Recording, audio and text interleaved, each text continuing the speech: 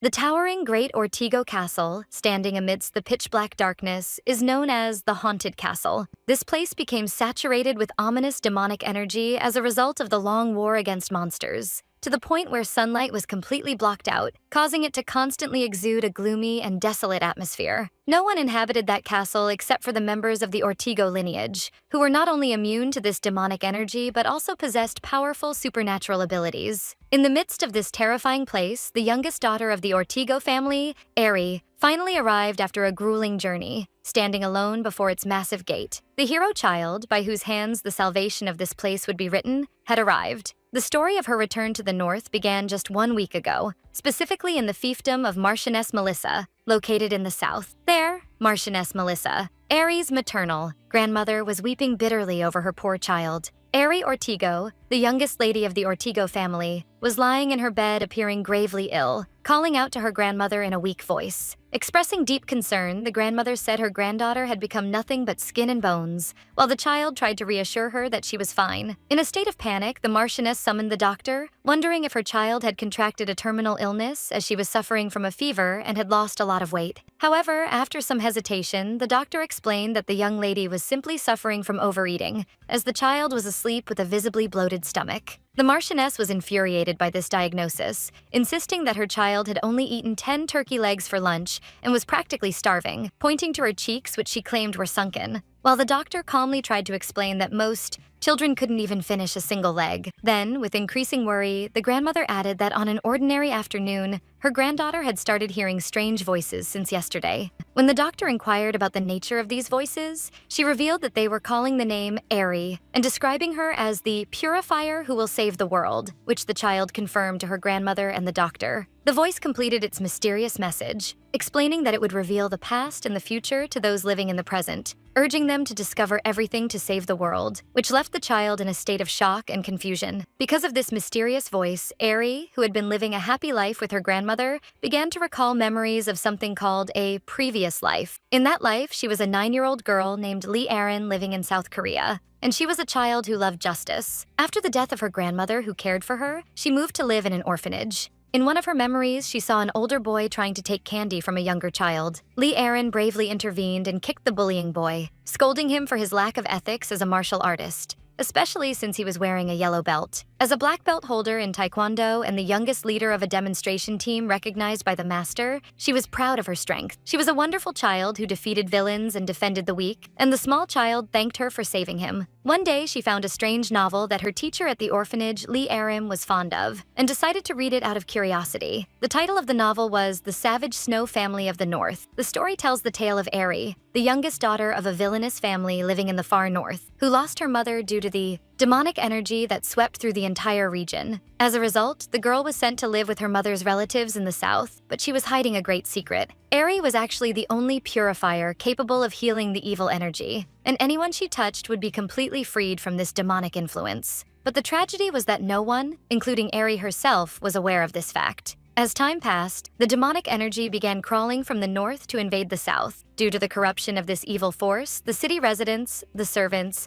and even Marchioness Melissa, who loved Eri dearly, as well as Eri herself, all perished, and the world was destroyed. While reading, Lee Erin realized that what she held in her hands was not just a story, but a future that would soon come true. A mysterious voice told her that this tale would remain her guide, while the child was waking up in her bed. When she awoke, she found her grandmother beside her, anxiously asking if she had woken up, explaining that she had been unconscious for 10 full minutes. Although the doctor insisted she had only dozed off for moments and her breathing was stable, the grandmother rejected this talk, calling it nonsense. The grandmother continued to express excessive worry, claiming her child looked like a dry twig, and ordered her to get up and drink 10 liters of milk immediately, much to the child's surprise. Eri sat in her bed wondering if it was all just a dream, but she soon realized she was indeed the 9-year-old Lee Erin, and that Eri was the girl from the novel her teacher used to read. Then, a great shock hit her upon realizing she had become Eri Ortigo herself. She remembered the words of her grandmother and the doctor in the dream, and how they described her as the only purifier in this world. That dream was so vivid it made her realize one important and painful truth, that this world was destined for destruction. This meant that she and her grandmother were destined to die. The child sat at the dining table trying to calm herself and overcome her fear. She decided that she was no longer that 5-year-old child who followed her grandmother everywhere. Rather, she was now a 9-year-old former martial artist. She fondly recalled everything her grandmother had done for her, from the snacks she made herself to the warm clothes she knitted for her. She knew her grandmother loved her very much and wanted to live happily with her for a very long time. Therefore, she told her grandmother that she believed she was the hero who would save the world, and that as the purifier, she must do so. The grandmother laughed at her granddaughter's words, considering it a childish wish to become a hero,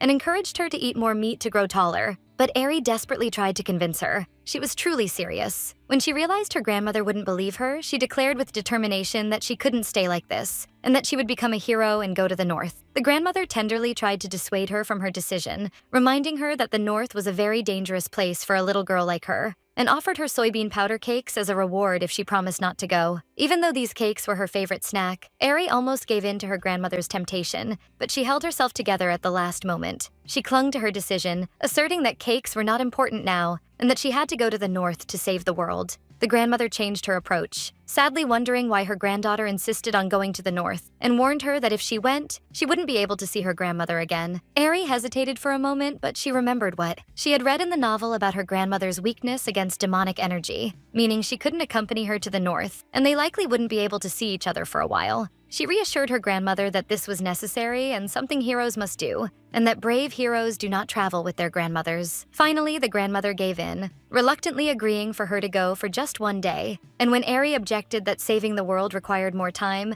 the grandmother extended the period to 1 week and no more. At that moment, the grandmother remembered her daughter's final words. When she advised her not to forget something regarding Eri, she wondered to herself why her little granddaughter's words sounded exactly like her daughter's last words, and she tenderly patted the child's head while feeling extremely worried about her. Thus, Eri finally received permission to visit the north. The question remains whether she will be able to eliminate the demonic energy in the north and save the world. After her arrival, Eri introduced herself as Eri Ortigo, who had finally come to the north to save the world. But what she found in the castle was a scene of chaos, with servants running everywhere shouting orders to wrap something tightly to prevent the foul smell from leaking, and to bring all the magical tools, while she sat alone wrapped in heavy clothes. The servants expressed great admiration for the child, remarking on how wonderful she was, while she was puzzled, wondering what was going on around her. The Grand Duchy of Ortigo is situated in the middle of the Northern Plague, which is why only the lineage with strong abilities could withstand and endure its atmosphere. These gifted children were allowed to stay in the Grand Duke's castle, where they enjoyed many privileges. However, there was one problem. These children caused massive chaos, running around and tampering with the castle's precious belongings, smashing things without regard for danger. They were a group of spoiled delinquents who lived only for their own amusement. The children of this place were supposed to be violent and uncontrollable, like little monsters, or at least, that was how the situation was thought to be. But suddenly, in the presence of the knights, the servants announced an unexpected event. The youngest lady of the family had arrived. The child bowed politely and offered her greetings, then stood with dignity. She introduced herself with a bright smile, explaining that her name was Eri Ortigo and that she was 5 years old. But the welcome she received from the children of the north was a collective shouting demanding her to leave, which seemed to be their usual greeting. The servants were stunned by her polite behavior. She was a child, introducing herself courteously, contrary to what they had heard,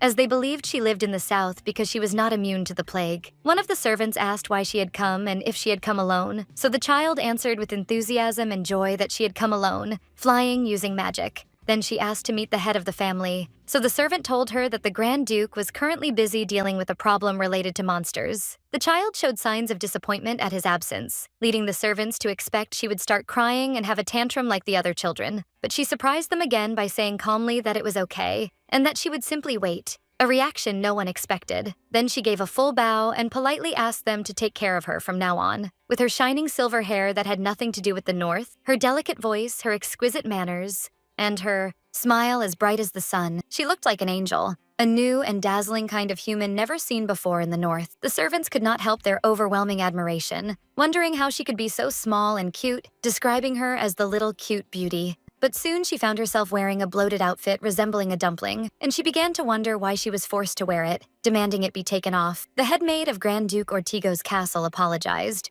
explaining that her request was difficult to fulfill, The child wondered in distress why she was the only one wearing this outfit, and it occurred to her that she might be getting bullied and ostracized since her first day. She shouted that bullying was bad behavior, but the headmaid explained it had nothing to do with that. Since she was not immune, there was no other choice. Then the headmaid asked her if she had seen the black fog surrounding the castle, stating that this plague is particularly harmful to the minds of children. For this reason, non-immune people like her must wear a protective suit against the plague. Eri finally realized the situation. Because she lacked immunity, she had to wear this outfit, and she also had to return after only 1 week. She understood the matter, then told the servants she was fine and they could leave. The servants left feeling pity for her, wishing her strength and rest after her long and grueling journey. The child sat alone in her room, but she soon encouraged herself, saying that a great hero cannot be discouraged by something like this. She considered the outfit she was wearing a symbol of strength, and that true heroes do not care about trivial matters. As soon as she made sure no one was around, she decided to take something out. She pulled out a list written in childish handwriting titled Eri's Goals, which included, first, saving the world with her purifying power. Second,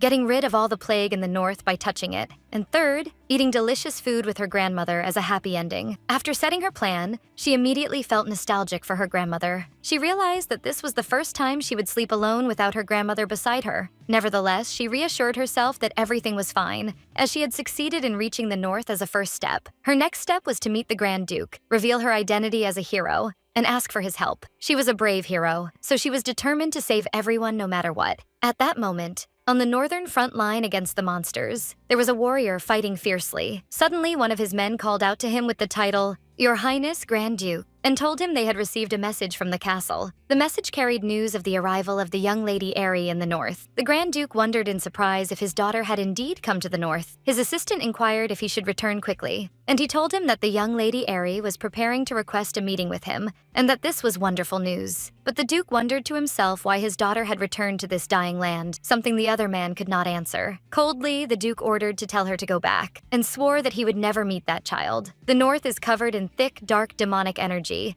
and as a result of years of fighting monsters, that powerful energy had accumulated within the body of Declan, the Duke. Any ordinary person would have lost control and died long ago, but he endured with his immense power until he reached a state of level 5 erosion, making him an entity akin to the demonic energy itself. Even those with immunity find it difficult to approach him, let alone a child who has no immunity at all. Facing him would mean her death in an instant. Therefore, the Duke decided to stay where he was, as he always did, and that child would live happily in the south, as if they never existed in each other's lives. He believed this was the best choice. Then he ordered his men to deliver a message to the castle stating that he would continue to subdue the monsters for the time being. Thus, he decided to remain ignorant of everything about her, how much she had grown, what she looked like now, and all that he would never know. But his plans faltered due to a sudden event at the castle, where Eri rushed toward one of the maids screaming that a disaster had struck. The day after her arrival, Eri noticed a faint fog flickering around some of the maids. But despite her attempt to touch the hand of the maid, surrounded by the demonic fog, the fog continued to appear, which greatly puzzled her,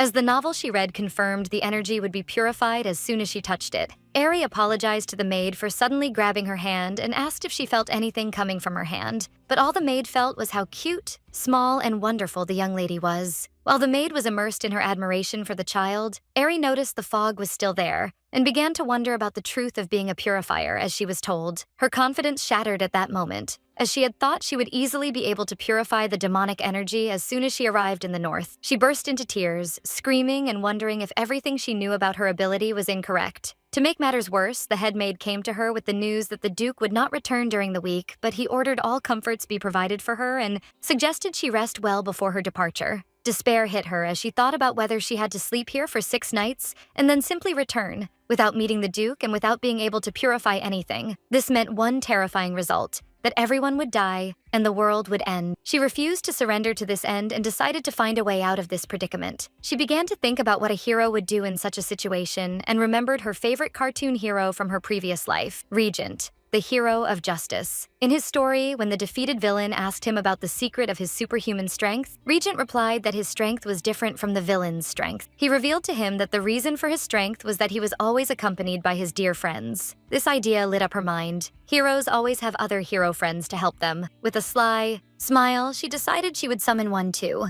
She decided to search for a very strong friend sleeping in this place, referring to an old and powerful tree. On her way, she met a manservant and a maid, where one of them called her Little Round One. The servant wondered where she was going at this late hour, thinking she couldn't sleep, and offered that the strong ones play something fun with her. But she told them with a bright smile that she had something to say, which was that she wanted to take a walk in the castle garden now. The two servants were surprised by her request so late, but she persisted gently, apologizing for bothering them since they were busy and insisting she really wanted to see the garden. Faced with her polite request, the two servants couldn't refuse and agreed immediately. She was overjoyed, and they walked together toward the garden. Things went exactly as she had planned. She had realized one thing after coming to the castle. If you treat the workers here politely, they get confused and do what you ask of them. She had discovered their weakness. Now that she had reached the garden, all she had to do was find that tree she was looking for. Thinking it might be difficult in a large garden, when they announced their arrival at the garden, she was surprised to find it immediately, because there was only one tree in the entire garden. The servants confirmed it was indeed the only living tree left in the place.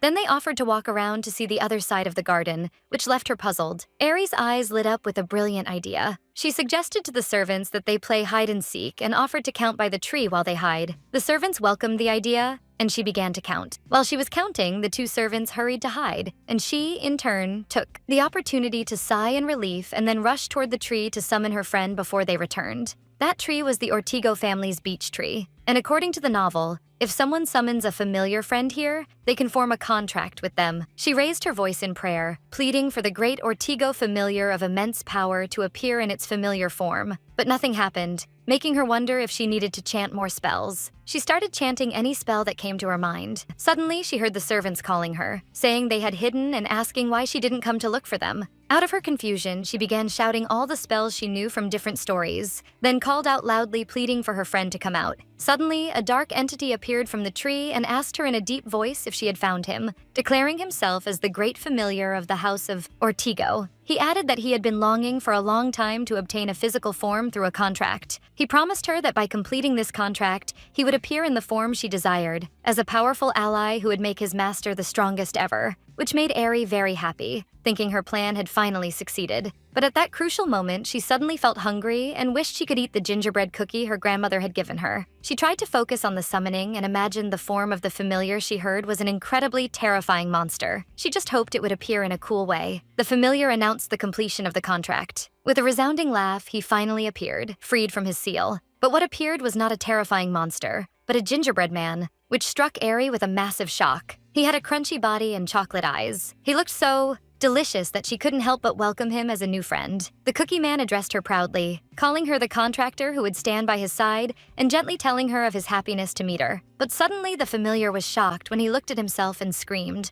wondering why his arms were so short, while Eri contemplated him in bewilderment. The familiar was enraged and wondered what form he had appeared in, accusing her of turning him into a mere cookie, but Eri innocently defended herself, insisting she had done nothing. The familiar bitterly explained that the summoned creature always manifests in the form the summoner desires, recalling his glories when the first founder of the Ortigo family summoned him, where he appeared then as the strongest dragon on Earth, which aroused Eri's extreme admiration and awe. He continued narrating his great history, saying he was later summoned by a 90-year-old sword master to manifest in the form of a phoenix that won everyone's admiration, to which Eri enthusiastically confirmed that a phoenix is very cool too. Then the familiar turned to her angrily and shouted, asking her what she had imagined for him to appear in such a ridiculous form. Eri simply answered with an innocent smile that she had been feeling hungry earlier and thus thought of her desire to eat cookies, leaving the familiar deeply shocked that hunger was the cause. The cookie man collapsed, weeping and wailing, mourning his tragic fate and how a fleeting moment of hunger from a child turned his great body into mere cookie crumbs. After all this chaos and strange events, Eri was finally able to return to her room only after she finished the game and found the two servants who were hiding from her in the garden. The familiar continued to sigh and regret over his new form, while Eri tried to comfort him enthusiastically, assuring him not to feel disappointed because cookies are something very wonderful. She began vibrantly listing to him how delicious cookies taste, pointing out that they become sweet if chocolate is added, and salty and delicious if salt is added. But her shining looks full of desire frightened the familiar, who retreated in fear, wondering to himself if this was true, realizing that her look at him was never normal, as if she wanted to eat him. The familiar sighed in resignation and then asked her directly for the reason that prompted her to summon him. The child answered with a bright smile and enthusiasm that the reason was clear: to save the world together. The familiar looked at her skeptically, wondering if she was truly a hero as she claimed, and asked her to tell him what she could do and if she possessed any real abilities. Eri began boasting about her skills with pride, talking about her mastery of taekwondo moves and fencing, in addition to her proficiency in various kicking techniques. She assured him she was very strong, but the familiar glanced at her with an expressionless look, lamenting in his heart about his condition. After always being an assistant to the strongest figures, he ended up as a babysitter for a small child. Eri corrected the matter, adding that she also possessed a hidden ability alongside her fighting skills. The familiar summarized her words, concluding that she didn't know how to use her ability at the moment. She confirmed this to him, explaining she read in a book telling the story of this world that she is the purifier who will save it, but she is completely ignorant of how to use this ability in purification. The familiar thought for a bit and then suggested they first check her stats and abilities. The child was amazed at his ability to do that, so the familiar replied proudly that his basic ability is to be the assistant who helps his contractor grow to become the strongest. Then he immediately began checking Eri Ortigo's stats. As soon as the status screen for the purification power appeared, the familiar was shocked and screamed in astonishment, which raised Eri's concern as she asked him fearfully what was happening. The familiar told her, surprised, that her purification power was so tiny it barely equaled the size of a bean, insisting he had never seen anything like it before, which caused the child great disappointment. Then he explained to her that purification power doesn't increase with regular training, but one relies on the power they were born with. However, he suggested they start developing it from now on in another way. He began explaining the levels of purification power to her, clarifying that they are divided into 5 stages. The first star is the Seed of Light, the second the Tree of Light, the third the Shield of Light, the fourth the Holy Light, and the fifth is the Light of Salvation. He added that the lower the level, the weaker the demonic energy that can be purified, shocking her that she doesn't just fall within the first star level, but she is at the very bottom of it, meaning she is at the absolute base, which made Eri sit on the ground in a state of despair. While the child was trembling from shock and disbelief, the familiar suddenly noticed something strange and asked her to wait because he saw something else inside her. Eri asked him desperately if it was just another thing the size of a bean, but he interrupted her enthusiastically, insisting that this thing was truly amazing. He told her that there was a glowing purification ring inside her body that absorbs demonic energy. The child asked curiously about the nature of this ring. The familiar explained to her that if she absorbs demonic energy just as she eats cookies, her purification power would gradually increase to become stronger, stating that she is now at the first star level. For this reason, she can only purify people infected with weak demonic energy currently. But if she continues purifying, she might become the strongest purifier with a 5-star level in the world. He added that the purification ring technique differs from others as it requires her to approach the target to absorb their energy. But the great advantage is that anyone she purifies will never be infected by demonic energy again. Eri was amazed by this discovery, and the familiar confirmed to her how wonderful it was for her to possess such an amazing ability. The child then realized that she was indeed a true hero and regained her self-confidence, declaring she was truly the hero who would save the world. The familiar laughed enthusiastically, declaring that as her special summoned being, he would help her grow and develop from now on. Eri celebrated enthusiastically with her familiar friend, vowing to save the world together. Thus, the two took their first great step toward achieving this goal inside that desolate castle. The next morning, the child walked through the castle corridors with her friend sitting on her shoulder, discussing their plan which required meeting the Grand Duke first, to tell him she is the hero and ask him to allow her to stay longer in the north. She called this plan Operation Stay in the North, which gained the familiar's approval. But she soon wondered in confusion how to meet the Duke when he was absent from the castle. Meanwhile, the familiar drew her attention to someone coming. The man gave a polite greeting, introducing himself as the butler, Peter. Eri contemplated him while thinking about his prestige as an adult and wondered if she could benefit from him in some way. So she approached him with curiosity and asked what document he was carrying. Peter explained it was a document summarizing the rules and regulations of the castle. A phrase in the document stating the necessity of all forces returning immediately in case of an emergency caught her attention, so she inquired about its meaning. The butler took her to watch a morning gathering of knights in the courtyard from one of the balconies. There, she listened to one of the knights emphasizing the necessity of informing the Grand Duke immediately using a messenger falcon if any emergency occurred within the castle. Eri echoed the idea in her mind and began to understand the mechanism. Suddenly, she recalled a memory from her previous life as Lee Aaron, when her taekwondo coach scolded her for secretly eating snacks, making her realize that adults always discover everything children do. She concluded from this that when a child causes a problem, adults inevitably appear, meaning that her causing a problem would force the Grand Duke to return to the castle. She explained her conclusion to the familiar, justifying it by saying that although this behavior is wrong for good children,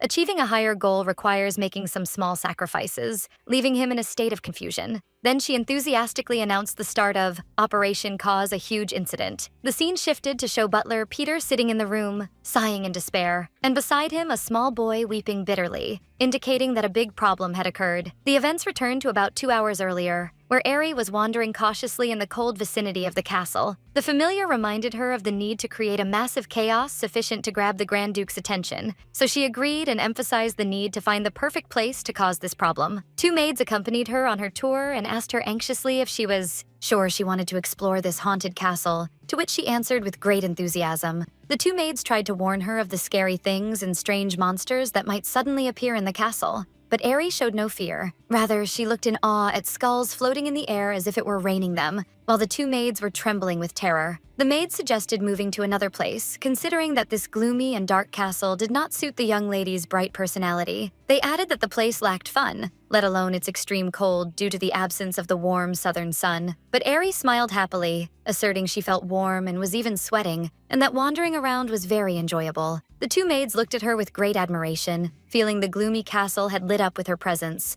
while she continued searching in her mind for a target for her mischief, until her eyes fell on a massive building and she wondered curiously what it was. The maids pointed to a massive building in front of Eri, explaining it was the training hall where the family children received their lessons. The child wondered curiously if she could enter to see it, so the 2 maids hesitated a bit, and at that moment a bell rang announcing the end of classes. The large doors opened and children began coming out, so the maid suggested retreating and staying away, warning that staying in their way could be dangerous. Suddenly, the voice of a boy sharply demanding something caught Eri's attention, making her eyes glitter with suspicious enthusiasm, for she saw a boy cornering another against the wall, demanding he hand over all the money or items he possessed. This scene brought back to her mind a similar memory from her previous life, where a child smaller than her was being bullied and having his meal stolen, awakening her instinct to search for trouble as if she were a hyena smelling prey. Without any hesitation, she jumped forward and shouted unclear, childish words, demanding he stop, rejoicing at finally finding the perfect incident she was looking for to cause a problem. The 2 boys were surprised by her turn and asked indignantly about the identity of this annoying little girl, so Eri bravely accused the bully of bothering her friend, but the bullying boy smiled mockingly, claiming he wasn't bullying him but just collecting simple donations from him.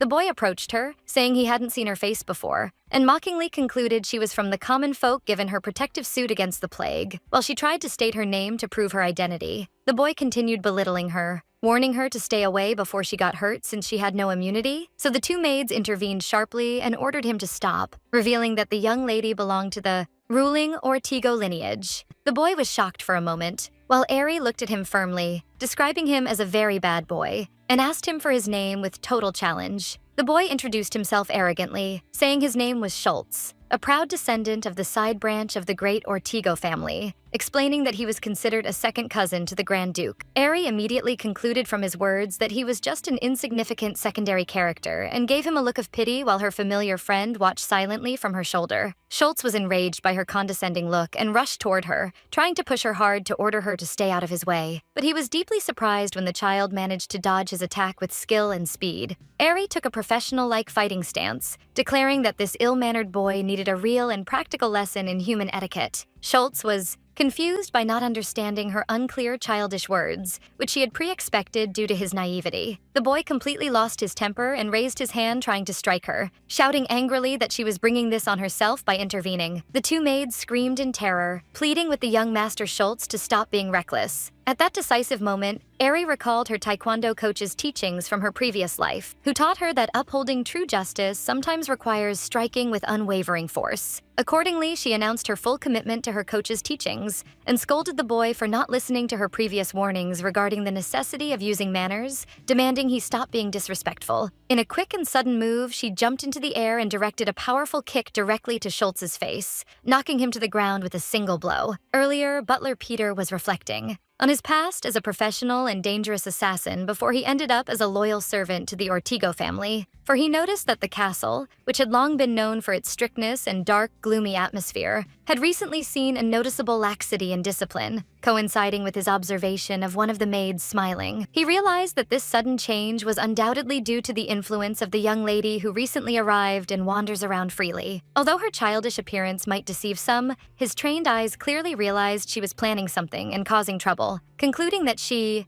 in the end, was no different from the rest of the delinquent children living in the castle. Only moments later, his thoughts were cut off by one of the servants rushing to him in a state of panic, demanding he come quickly because a big problem had occurred between Lady Airy and the young Master Schultz. And returning to the present, Butler Peter sighed helplessly as he sat in the room with the children after the incident, thinking that his intuition was exactly right, and that she was indeed the one who caused the problem. Meanwhile, Schultz was weeping bitterly in pain and complaining to the butler that that little girl dared to hit him, so Peter quietly asked him to explain in detail and slowly what exactly happened. Schultz screamed in pain while sitting on the sofa, placing full blame on the butler for the incident that occurred. Despite Peter's internal grumbling at the boy's hasty accusations and his attempt to evade responsibility, he offered a deep apology with apparent coldness, surprised at a child's ability to speak this way. But Airy interrupted them with her innocence, defending the butler and asserting he committed no mistake and that what happened was just a quarrel between her and Schultz. Peter was totally stunned to hear a child in this castle, speaking with unprecedented rationality and taking responsibility for her actions. At that moment, Peter recalled long years of suffering with the delinquent family children who gave him a hard time. So he looked at Airy with eyes glittering with admiration,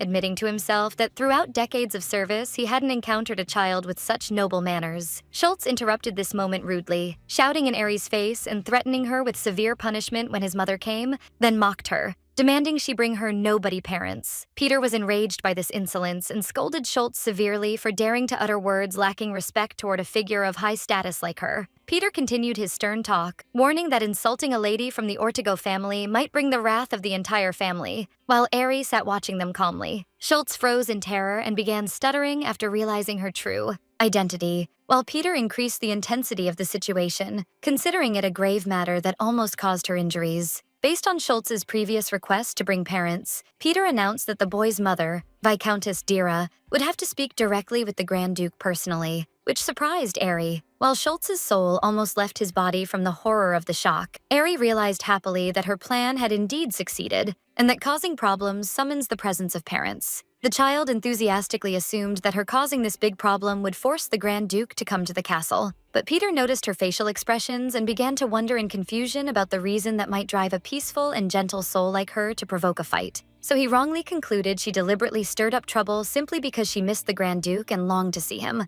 remembering the maid's talk about her constant inquiry about the Duke as soon as she arrived at the castle. The butler drifted into his fantasies, imagining the child weeping bitterly, longing for her father's tenderness, and felt deep guilt for not realizing how sad and heartbroken she was by his absence. The two maids reinforced this impression when they intervened to justify her position, asserting she couldn't bear to see someone being bullied, and her actions stemmed from her noble manners to help others. Peter's eyes teared up with emotion, and he vowed with a choked voice to help her reunite with her family, while Airy's familiar realized from his features that he had completely misunderstood the situation. Meanwhile, near the northern border, a massive explosion occurred at one of the monster bases. The knight accompanying the Grand Duke appeared exhausted and informed him of the completion of the elimination of all neighboring monsters. The knight breathed a sigh of relief, wishing the region would enjoy safety for a while, and complaining about the hours of long and continuous marching and fighting. The knight advised his master to take a break before returning to review reports, but he suddenly stopped in a state of panic, for he noticed a dense aura of dark demonic energy surrounding the Duke, and realized the necessity of subjecting him to an urgent purification process. The scene shifted to Harus,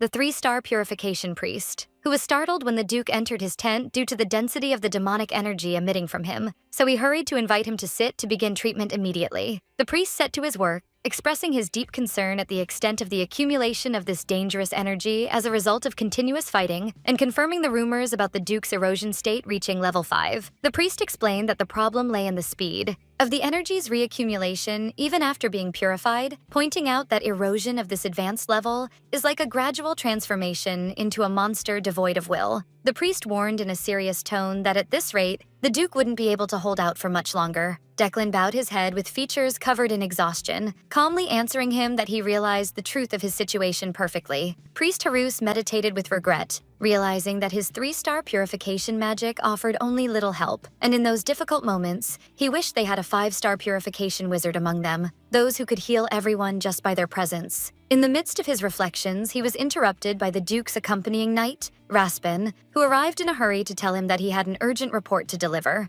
Raspin entered and informed the Grand Duke that a report had just arrived from Castle Ortigo, stating that the little Lady Airy had caused a major incident. The Duke raised his eyes, wondering in astonishment what that meant. The knight explained that the little lady had gotten into a fight with the young Master Schultz, but what was truly concerning was that the butler insisted heavily on the necessity of the Duke's personal presence to resolve the matter. The Duke asked with concern if the child had been harmed, but the knight reassured him that there was no news of any injury to her. The knight seized the opportunity and enthusiastically suggested they return to the castle to check on her, especially since the mission to subdue the monsters in that area had already ended. But the Duke coldly refused his request. His decision stemmed from his fear for her. She was a child who grew up in the warmth of the South, and if she met him, she might be harmed by the demonic energy flowing through him, to the point that the letters he touched would become contaminated and impossible to deliver. He feared that if he met her and they got to know each other, any attachment between them would become a major problem later on. The Duke recalled the priest's recent warning that his condition was deteriorating and that at this rate he would not hold out for long, as he realized he would soon be completely swallowed by the demonic energy and die,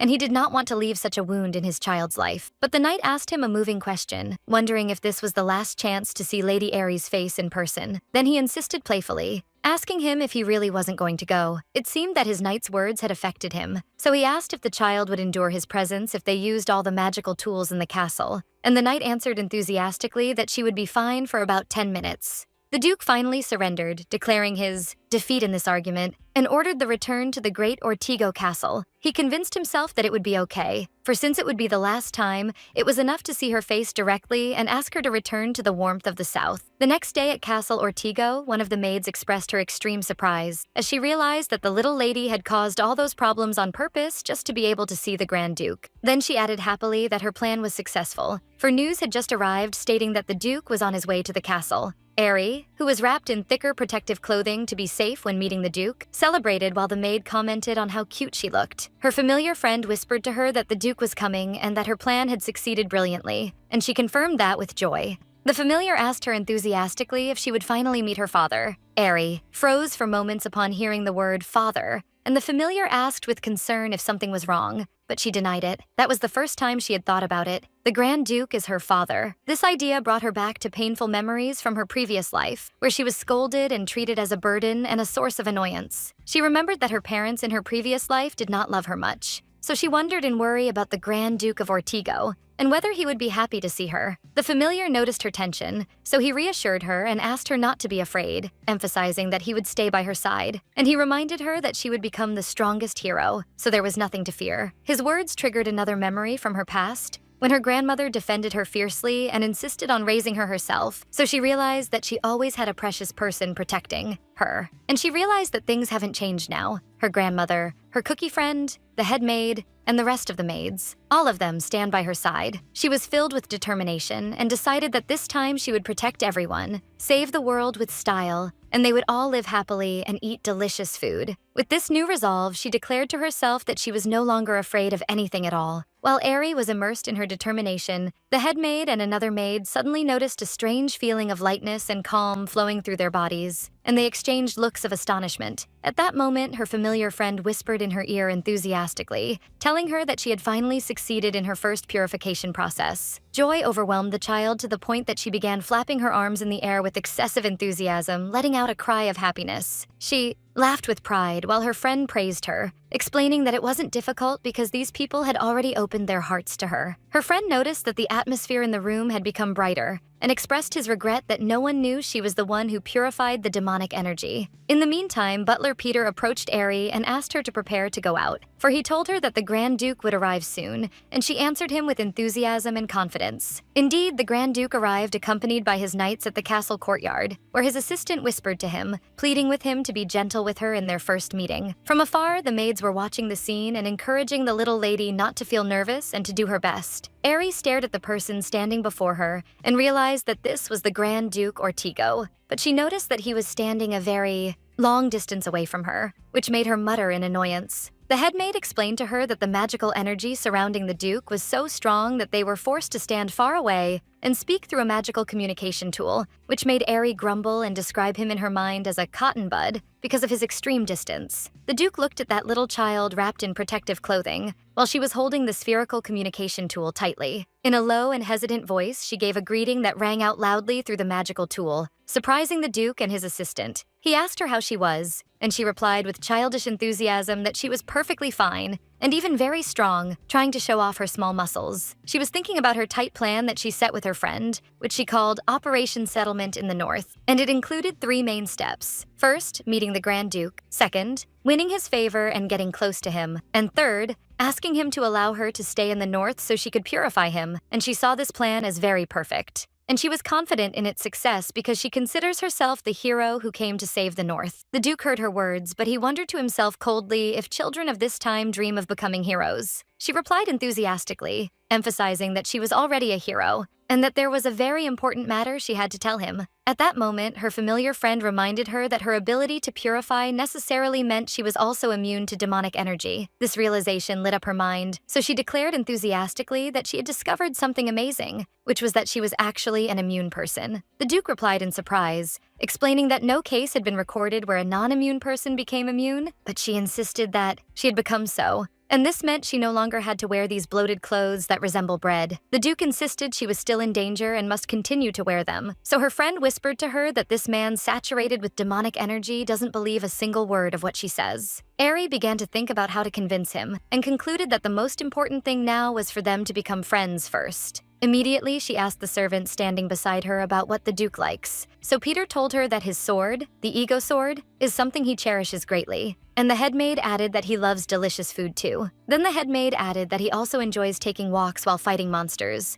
So the idea lit up Eri's mind, and she decided she would go for a walk with the Grand Duke to become his friend. She imagined that after they became close, if she told him the truth sincerely, he would surely believe her. And when she settles in the North this way, she will purify him. And thus the adventure of the great hero will finally begin. She returned to talking with the Duke and asked him hesitantly to take a tour around the castle and invited him to accompany her for a walk. So the Duke agreed, thinking she just wanted to explore the place. Then the Duke turned to his knight Raspin and ordered him to hand her that map, which triggered the knight's shock, who wondered if he realized what he was saying, for how could he give her something of this value? Wondering if the Duke was sure of his decision, Knight Raspin approached Eri and told her that the Grand Duke ordered him to give her a map of the Grand Duke's castle. He explained to her that with this map, she would be able to wander the castle on her own, which struck Eri with extreme shock and disappointment. For this was exactly the opposite of what she wanted, as she was planning, to wander with him to become friends, while he believed she would be satisfied with this solution, making her realize that the Grand Duke's defenses were completely impregnable. In a desperate attempt, she shouted, stopping him. The Duke stopped and looked at her silently, while his assistant wondered what was happening. Eri wondered in confusion if she had said something wrong, which the knight wasn't sure of either. The child thought that perhaps she should have been more polite, so she apologized to him for bothering him, but she added that she had something else she would like to ask. Then she shouted again with all her might, pleading with him to listen to her, but this time she called him by a strange title, Grandpa Grand Duke. The echo of the word grandpa resonated in the place, while she tried to explain to him that she really was an immune person. She added that she could purify things too and pleaded with him to allow her to stay in the North for a little while longer, which impressed the knight, who commented on how polite she was. The knight believed that calling him Grandpa puts a huge distance between them, meaning there was no need to worry about her being attached to him. But the Duke was infuriated by this title and coldly ordered Raspin to stay away from him. Then he ordered his men to ensure the child was returned safely, while she was shouting from afar, trying to stop him. Meanwhile, in the guest reception room at Castle Ortigo, Countess Dira, Schultz's mother, was waiting with concern and tension. She remembered when butler Peter entered and told her that the Grand Duke was on his way back because of her son's attack on the little lady, and that a meeting would be held soon. The Countess was infuriated, for after they seized the Duke's absence to expand their family's influence, her son Schultz comes along, who was always last in, his academy and a constant source of problems, to spoil everything at this critical timing. She ordered her son to beg for forgiveness upon the Duke's arrival, but the boy replied indifferently, saying he didn't think anything big would happen, and he told her what he heard from his friends, that little lady had been expelled to the south because she has no abilities, and that the Grand Duke doesn't care anyway about a weak person like her. Suddenly, the Grand Duke appeared in the room with a dark aura, interrupting their talk by saying he didn't think this was the right time for such talk. Horror struck them, and they hurried to offer greetings and respect to the Duke. Despite her confusion, the Countess thought to herself that Schultz was right, and that this cruel Duke, nicknamed Demon Slayer, would not care about his daughter's matter. She believed that if they apologized and showed loyalty, he would surely forgive them, but she soon felt suffocated by the density of the demonic energy emitting from him. The Duke ignored her apology, considering what happened as the responsibility of adults, and decided that since he had returned, it was time to restore order to the north, announcing the summoning of the cavalry led by the Countess's family starting from that day. The Countess collapsed on her knees, pleading for mercy and apologizing sincerely. While the Duke was leaving, his knight told him about rumors spreading in the castle. The rumors said that the little lady is non-immune and has no special abilities, and that if she stayed in the north for longer, something dangerous might happen. The Duke remembered his late wife's words as she asked him to give their children everything they wanted. Then Aries' words came back to his mind as she pleaded with him, emphasizing that she is immune and wants to stay in the north, so he realized that this was her desire. A look of hope glittered in his eyes, and he wondered if she truly was immune. Perhaps he could stay with her even for a short while. He remembered that there are two ways to verify whether a person is immune, either by using the ancient stone in the royal palace or by using the ability measurement room in Castle Ortigo. The Duke remembered that upon Aries' birth, the ability measurement room was shattered for an unknown reason, and for that reason, she could only be tested using the ancient stone in the royal palace. Since that means was no longer available, the Duke decided that the only way remaining now was to use the room in the castle, and ordered his knight Raspin to go and deliver an order to open the ability measurement room. While the Duke was walking in one of the castle corridors, he noticed something lying on the floor, to be surprised that it was his daughter's gingerbread man.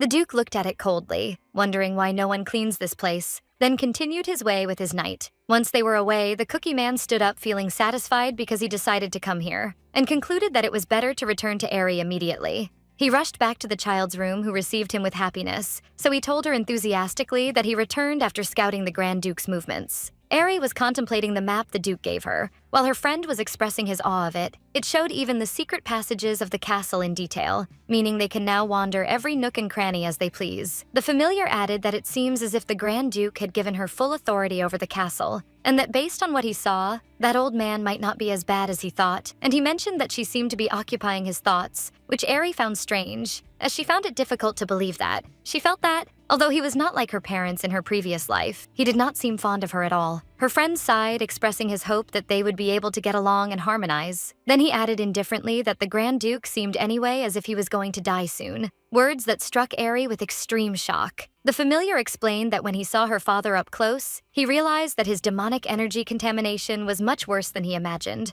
and that his survival until now is in itself a miracle, and that he is likely in a state where he cannot even use his powers properly. Aerie realized with concern that if the Grand Duke, the protector of the North, disappeared, this world would collapse in a short time. At that moment, the communication tool the Duke gave her lit up, and he asked her how she was. Aerie looked at the tool with determination, and decided in herself that even if that old man didn't love her, and even if he didn't allow her to approach him, she didn't want him to die. But her friend reminded her of the reality of the matter. With her tiny purification power, it would be difficult for her even to approach him. Aerie told her friend that she was thinking of a plan during his absence, and showed him a map she drew of the castle, pointing to the presence of many people in it, and she explained her idea to him. Since her ability allows her to purify demonic energy by befriending people, if she wanders around the palace and befriends everyone, and absorbs all that demonic energy, she will be able to become a 5-star purifier in a short time, and then she will be able to save the Grand Duke as well. The familiar was impressed by the idea, emphasizing that her purification power would increase quickly this way. Aerie got excited and decided to start immediately, pointing to the starting point she chose on the map. Her friend looked at the place she pointed to and asked her in surprise if she was serious about her choice. Aerie reached her destination,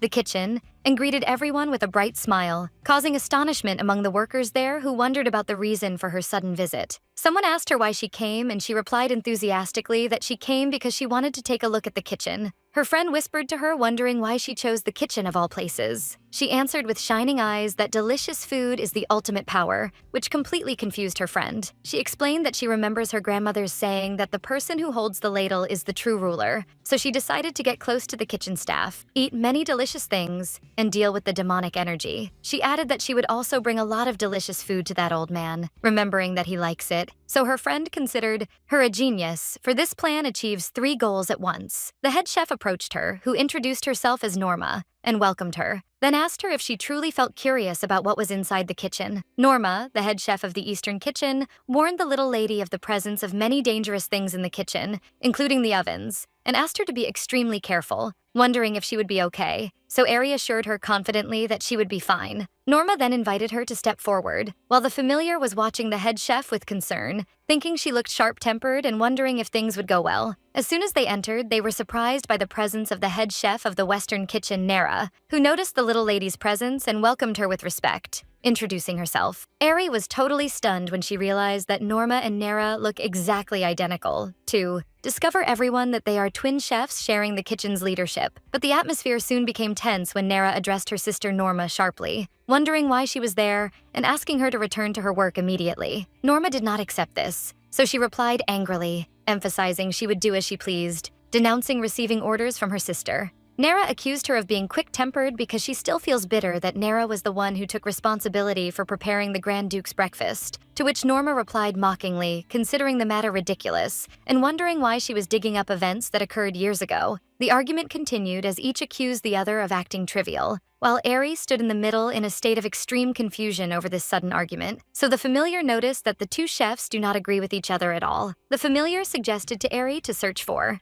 another goal, believing that purifying this place full of disputes would be difficult, but Ari's attention was suddenly distracted when she smelled a fragrant food scent. The delicious scent caught her attention, and she soon realized it was the scent of a delicious dish prepared from grains. Norma noticed the scent too, so she seized the opportunity to scold Nara again, accusing her of doing useless things once more. Nara denounced describing her work as useless, defending herself fiercely and explaining that this dish was prepared specifically for the Grand Duke who loves rich grain dishes. Norma mocked her claim, asserting confidently that the Grand Duke prefers sweets, justifying that sweet food improves the mood in general, which increased the tension between them. The discussion heated up more when Nara claimed she knows the Grand Duke's preferences more than anyone else by virtue of her working in the castle for 30 years, to which Norma replied, boasting that she was the one who accompanied him even to the battlefield tents. And while they returned to arguing, the dark demonic energy began to rise around them clearly. The maid stepped forward, apologizing to the little lady for her having to see this inappropriate scene during her visit,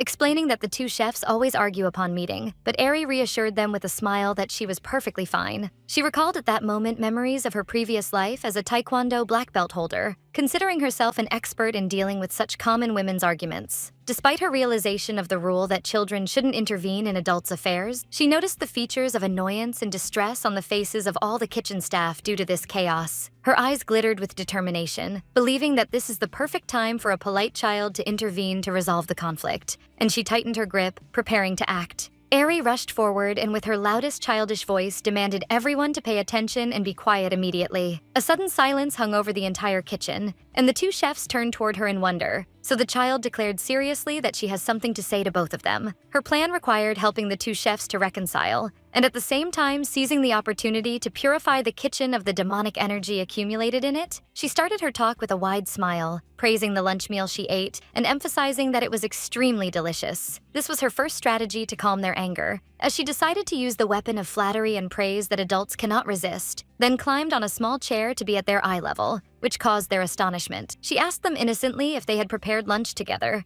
expressing her sincere desire to thank them for their effort. Then, she specifically mentioned the purslane herb dish, showing extreme admiration for it, a matter that struck the two chefs with total amazement, wondering how a child could know this herb and find it palatable, especially since children usually hate its bitter taste. But the child began explaining to them gently and confidently that purslane is considered a very useful medicinal herb for the body, pointing to the sayings that emphasize that eating it regularly acts as a medicine that extends life and might even make a person live for 100 years. The twin chefs agreed with her words with great surprise and wondered in confusion about how a young lady could know information like this. Ari replied simply that her grandmother was the one who told her that, then praised them warmly, describing them as geniuses for making this dish. making signs of shyness and happiness cover the faces of the two chefs following this unexpected praise. Before this flattery, they offered her to taste boiled purslane water, with a prior warning of its bitter taste. But Eri accepted the offer with extreme enthusiasm, emphasizing her ability to eat bitter things too. The two chefs hurried to present the hot drink to her with overwhelming happiness, with some other herbal additions.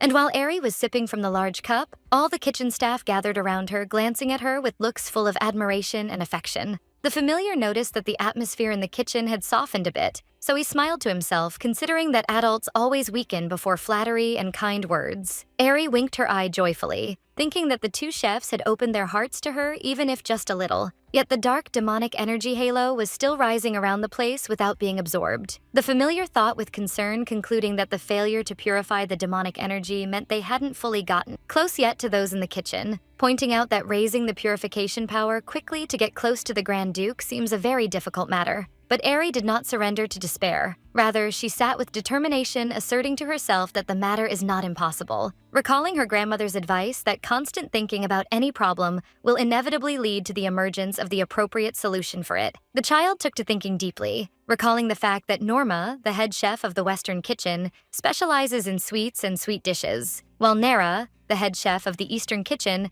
is responsible for grain dishes. And she remembered how the two chefs were arguing fiercely earlier about the Grand Duke's food preferences and what should be served to him. Eri wondered to herself if there was an innovative way to open their hearts together, thinking of finding a dish that merges between grains and sweets to be something that satisfies both parties and settles this dispute. Suddenly, her eyes glittered with a genius idea, and she smiled confidently because she remembered a specific drink that could fulfill this purpose perfectly. The next day, the usual argument was renewed in the kitchen, where Nera asked Norma to move out of her way, to which the latter replied with emotion, emphasizing that this is her kitchen and that Nera must return to her private area. The maids watched the argument with disappointment, talking about the ferocity of the conflict that returned today to hang over the place. Although the atmosphere seemed as if it improved the previous day thanks to Lady Eri's visit, this charged atmosphere was interrupted by Eri's sudden entry as she gave a morning greeting with a bright smile, causing the maids' astonishment at her return again. The child came forward with a kind request, asking permission to use the kitchen for some time,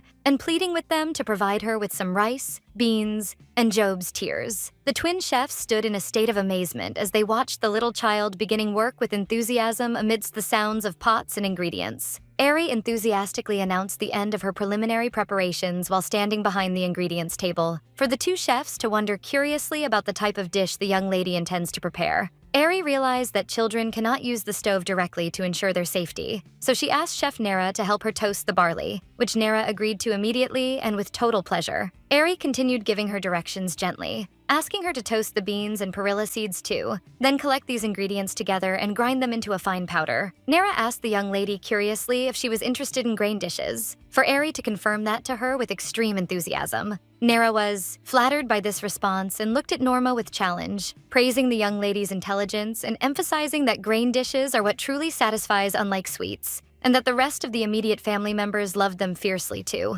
Eri listened to her words with a wide smile, then surprised her explaining that this dish indeed contains grains, but at the same time it is considered a delicious dessert. Nera was shocked by this idea and wondered indignantly if that was possible, believing that grain dishes are usually used as substitutes for main meals only and cannot be a dessert. Eri then turned to Chef Norma and asked her to provide her with some sugar and milk, so Norma agreed immediately to fulfill her request. And while the ingredients were being poured and mixed, everyone wondered in confusion about the type of strange dish the child was trying to prepare by merging sugar and milk with grain powder. As soon as she finished preparing the drink, she enthusiastically announced its readiness and offered everyone to taste it, for the two chefs to sip from it, and features of extreme surprise appeared on them. One of them asked eagerly for the name of this wondrous drink, so Eri almost mentioned the name of her grandmother who used to sell in Korean markets in her previous life, but she quickly corrected the matter. She proudly announced that this is the Misugaru drink on Eri's way, and asked them for their opinion, so they admitted that it gives a feeling of fullness and satiety because it is rich in grains, and at the same time is characterized by its delicious sweet taste. Norma expressed extreme admiration for the drink, emphasizing that it is very delicious,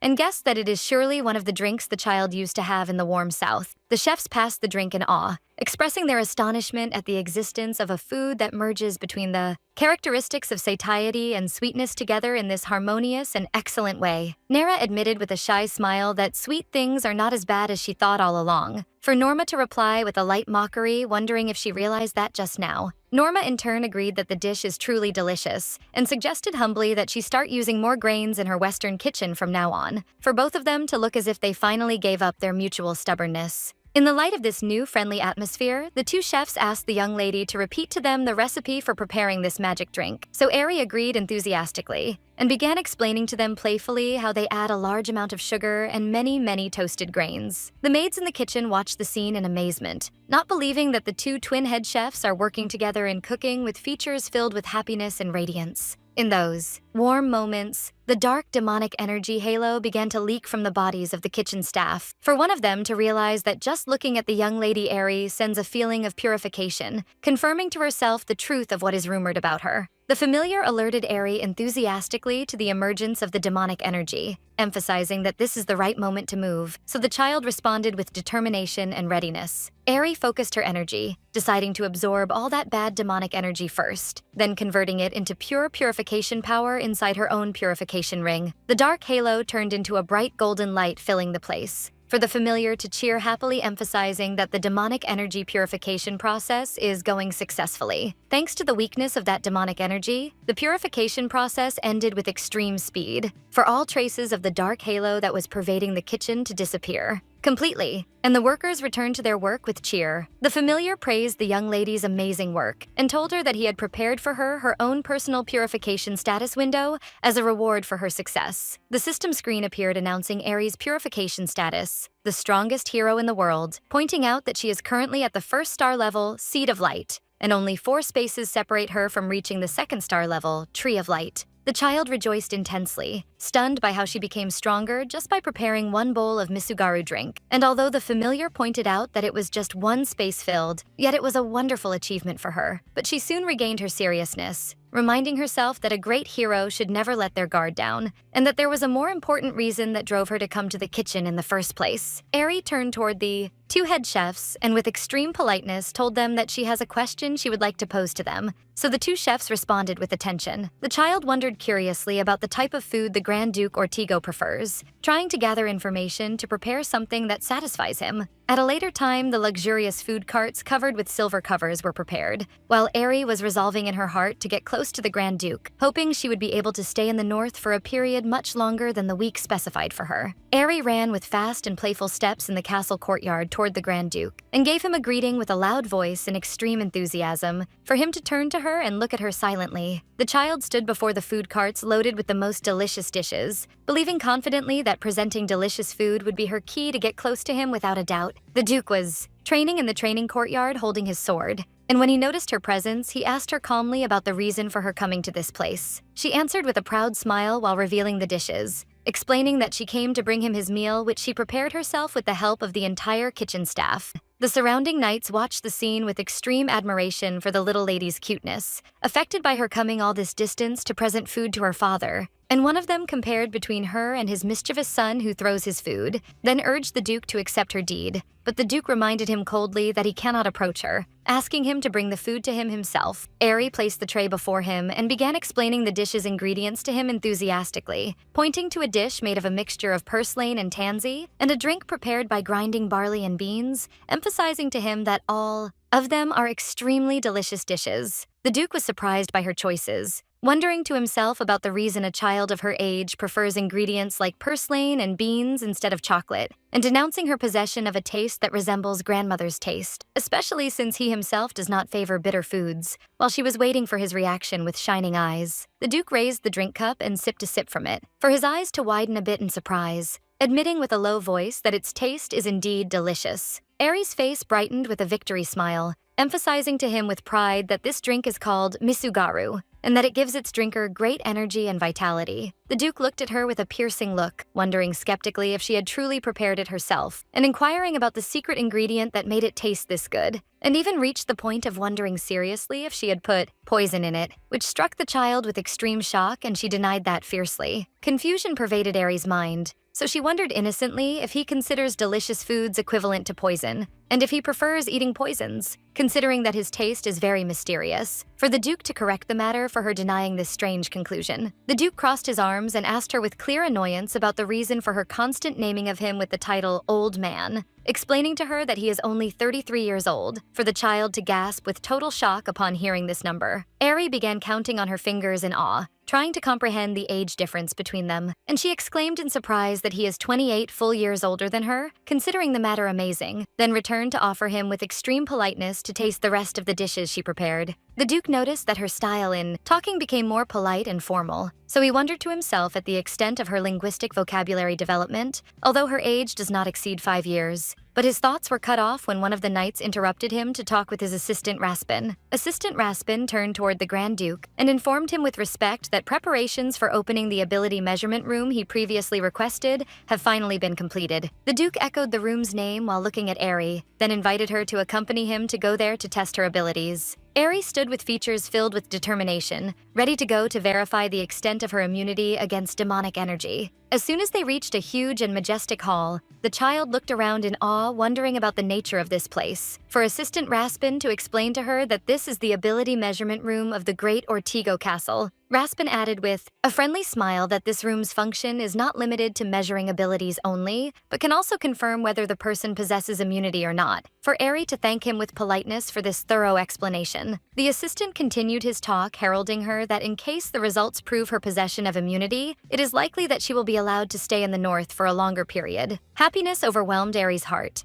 and she thought naively that the Grand Duke had arranged this test immediately because her plan to get close to him using delicious food had finally succeeded, although the truth was furthest from that. The child wondered curiously about how to determine a person's immunity, so Raspin explained to her that every human body contains what is called a circle, explaining that Duke Declan will use his energy to touch Aerie's circle to test her. The assistant completed explaining that an immune person's circle is extremely sensitive toward others' energies, and repels them with force and speed, meaning that the reaction will reveal the truth immediately. Features of total confusion appeared on Aerie's face, admitting her failure to understand a single word of what he said. For Raspin to laugh gently and reassure her that there is no need for tension because the matter will end in the blink of an eye. And he asked her to stand in a specific square on the floor, for the child to hasten to fulfill his request with enthusiasm and obedience. Raspin watched the situation with extreme concern, realizing in his heart that examining someone else's abilities places a heavy burden on the executor, and in light of the Duke's current deteriorating state, using his energy might expose his abilities to distortion or damage. Despite those fears, the Duke announced coldly the start of the test, raising his hand to release his energy, while his assistant remained wondering with concern if this decision was truly safe, remembering the Duke's insistence that the matter doesn't matter. Thick strands of dark red magical energy flowed from the Duke's hand, heading directly toward the little child to surround her from every side to test her immunity. And while the red energy was enveloping her, a pure light glowed from inside Aerie's chest, for the child to feel a slight sting and a strange feeling flowing in her body, wondering if the Duke was examining her strength now. Aerie remembered at that moment that by tomorrow a week would be completed since her arrival at the north, meaning the approach of her return date to the south, but she smiled confidently, renewing her determination to stay as the strongest hero who will save this world. And she wished in her secret that the Grand Duke would notice her amazing strength that she hides, while the magical energy began to interact with her body. Duke Declan's features changed, suddenly to show signs of surprise on them, when he noticed that his magical energy was fading and dissipating strangely as soon as it touched the child. The Duke pulled his hand quickly after his energy completely faded, while Aerie stood completely safe, for him to announce calmly the end of the test, calling her by her full name.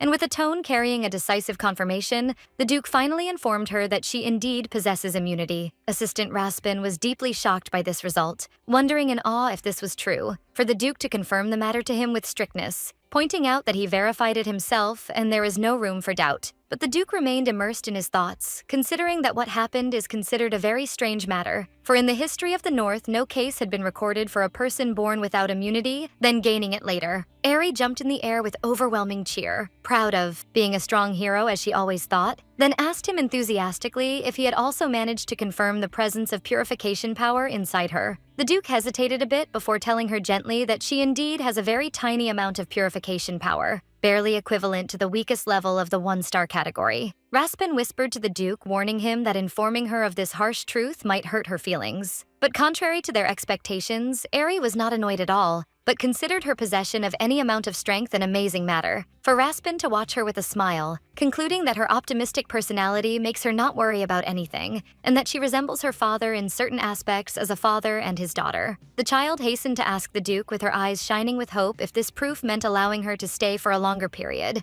for the Duke to answer her calmly that there is no objection to her, staying for an extra month or two if she wanted that. Eri set off running around in overwhelming happiness while she cheered joyfully that she would live in the castle from now on, while the Duke stood watching her silently. The Duke contemplated the child with calm features, recalling how he lived throughout those years without taking into his account that he would one day be able to touch her or get close to her. He believed he would spend his entire life without being given a chance to see her up close, and before her bright smile, he wished in his heart if they could stay together for a longer period, but he tightened his grip with bitterness, realizing he is still unable to give up his caution. For the bitter truth is that her approach to him and her touching his body saturated with demonic energy might expose her to harm, a reality that hasn't changed despite her immunity. Eri came forward toward him, wondering innocently if she could approach him now, for the Duke to refuse her request with strictness, explaining that the matter is still dangerous for her, and that they will monitor the situation currently, and in case any danger threatening her is found, he will return her to the south immediately. The child flinched from his firm tone and retreated in fear, wondering with concern and tension if her staying in the castle truly causes him annoyance and trouble. Duke Declan explained to Eri that he did not mean to distance her, but was being extremely cautious, fearing that his magical energy might cause a negative effect on her body. He added that she can stay in the north safely as long as she maintains a separating distance estimated at 2.5 meters between them. He emphasized that her approach to this extent would be acceptable, and since it has been confirmed she possesses purification ability, he decided that it is better for her to receive appropriate training to hone that talent. Accordingly, the Duke issued his orders to his assistant Raspin to contact immediately the purification wizards in the Northern Magic Tower, a matter the assistant responded to with enthusiasm and obedience. Happiness overwhelmed Eri's heart, for she realized that her plan had finally succeeded, and that she had indeed obtained the desired permission from the Grand Duke to stay in the north. The child thanked the Duke warmly, thinking in herself that nothing remains for her now but serious training to become a strong hero capable of saving everyone. At a later time, Eri was shown a wide room filled to its brim with carefully wrapped gift boxes, where Raspin explained to her that Duke Declan was preparing these gifts specifically for her throughout the past 5 years, and was keen to replace them regularly using magic to prevent their contamination with demonic energy. The child was dazzled by the gifts' radiance and abundance, while Raspin and the headmaid expressed their overwhelming happiness for finally being able to present them to her, emphasizing their readiness to fulfill any other needs she might request throughout her stay. They added sincerely that they are in extreme happiness because she will stay in the north for a longer period after her immunity was proven. For Eri in turn to confirm her happiness with a wide smile. Thanks to her immunity confirmation, Eri was finally allowed to give up the bloated protective suit that was restricting her movement, and her hair was styled freely, for the headmaid to encourage her to take her time in exploring the gifts and the place with total comfort. The familiar appeared dazzled by the massive amount of gifts, while a box containing a cute stuffed doll caught Eri's attention, to learn later that the Duke had picked it personally on his way to her. The child happily tried a collection of clothes, shoes, and accessories that were made specifically to fit her size accurately, to conclude in her heart that the Grand Duke Ortigo's actions are nothing but the actions of a loving father who is fiercely fond of his daughter. The familiar congratulated Eri on this development, pointing out that her success guarantees her a longer and more stable stay in the castle as she planned. And the familiar noticed that the Grand Duke did not pay attention to the presence of her purification ring, expressing his slight disappointment for being the only one who realizes the extent of her true wonder. But Eri justified that with a smile, explaining that great heroes often hide their true abilities in the beginning. The familiar realized her clever plan, for she intends to increase her purification power first in secret, then revealing it later as a stunning surprise for everyone. For her to confirm to him her enthusiasm for the idea of the hidden hero with overwhelming power.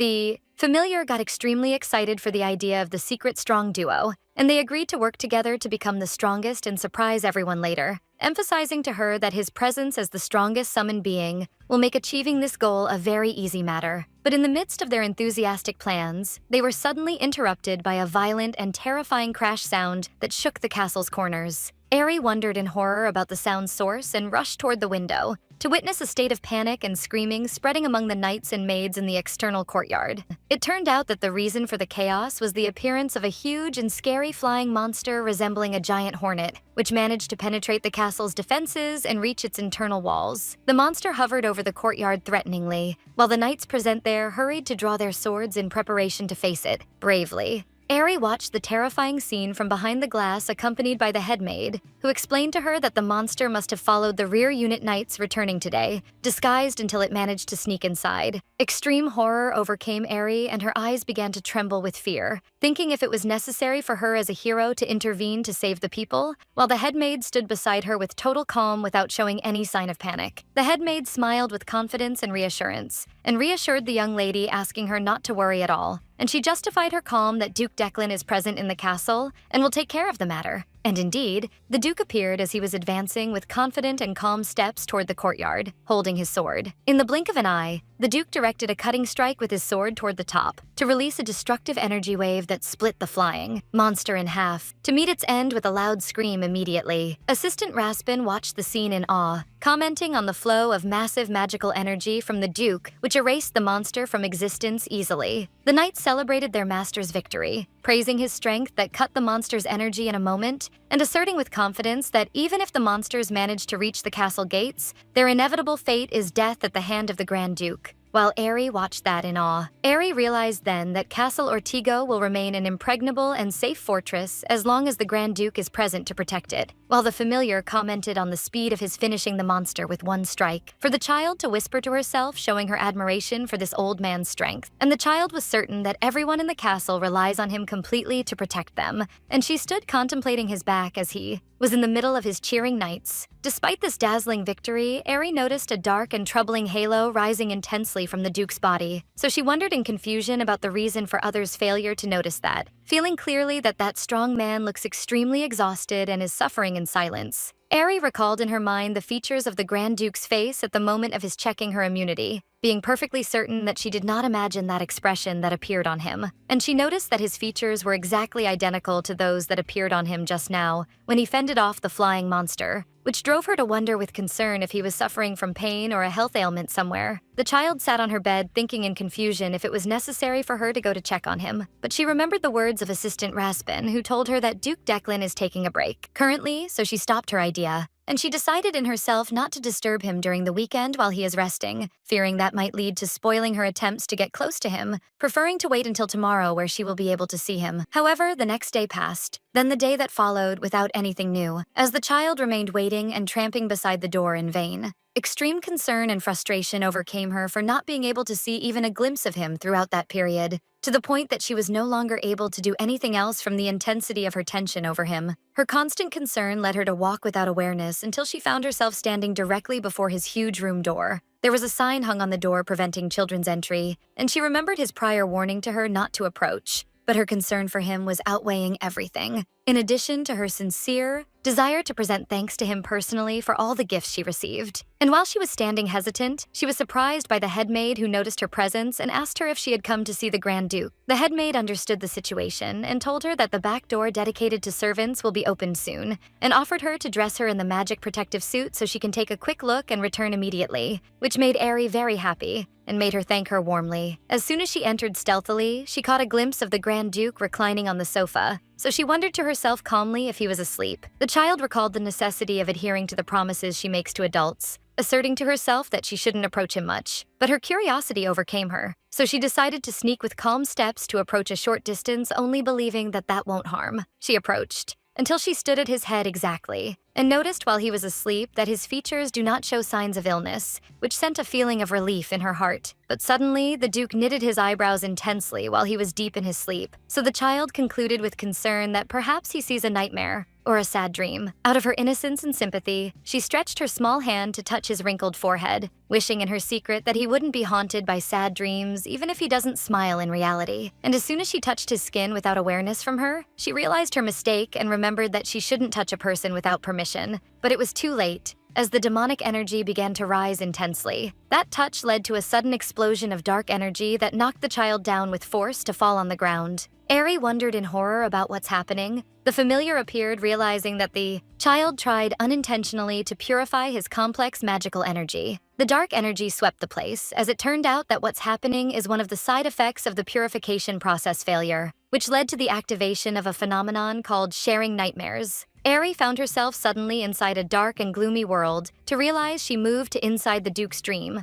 and saw him standing from afar accompanied by a group of his knights. The child listened to the knights as they were warning the Duke of the consequences if he left the place, pointing out that people will blame him and accuse him that he did not even recover his wife's body, wondering if he was still determined to implement Lady Olivia's last will despite that. The Duke answered with sadness and pain that this was his wife Olivia's desire, for she asked him to leave her body that was contaminated with demonic energy in the plains, praising her being a great knight who loved this world until her last moments. And the Duke continued with a sad and broken smile, asserting that even if the people bore him a grudge or resented him, that won't ever equal the extent of his resentment and blame for himself. Then he vowed with a heart wringing with pain, in order for his wife to rest in peace, that he would protect their children with all his might, even if it cost him his life. In the midst of this moving scene, dark hands of demonic energy began climbing the child's body to pull her downwards. So she felt panic for her inability to move and received a warning from her familiar that her staying for a longer period in this nightmare will expose her to the risk of total swallowing by the evil dream energy.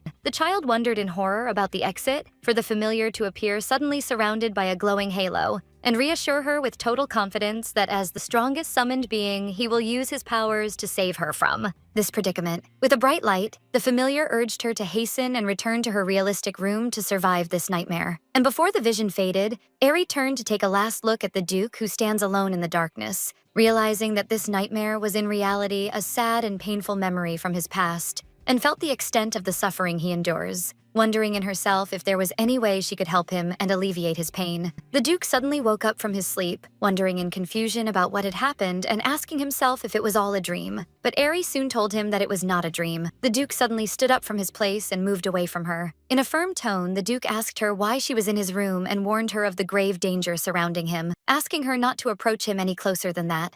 Eri reassured him with confidence and innocence, pointing out that she was not afraid of the demonic energy because she was wearing her protective suit. But the Duke was not convinced, thinking to himself that this suit was not an invincible, impenetrable shield as she thought. The Duke asked her again why she had snuck into his room, which made her confused and caused her to stutter in an attempt to justify her position. She told him innocently that she only came to thank him for the many gifts he had given her, which confused the Duke and made him turn his face away in embarrassment, telling her that it was not worth all that trouble. Eri was thinking in her heart that until this moment she saw the Grand Duke only as the protector of the North who must be saved to prevent the world's destruction. But now she sees the Duke carrying the burden of saving everyone alone, and she realizes that the matter goes beyond the fate of the world, the future, and her destiny as a hero. Regardless of all that, all she truly wants is for the Grand Duke not to feel pain. At that moment, Eri made a resolve, deciding that from now on she would learn purification magic with diligence and hard work, and she would seek to develop her abilities with extreme speed. The Duke looked at her in confusion at her sudden insistence, and told her that although he did not understand the reason for her intense enthusiasm, she must learn how to control her power even if it was at the 1-star level. Then he smiled gently and encouraged her to do her best in learning, heralding her that the purification wizard who would take over her training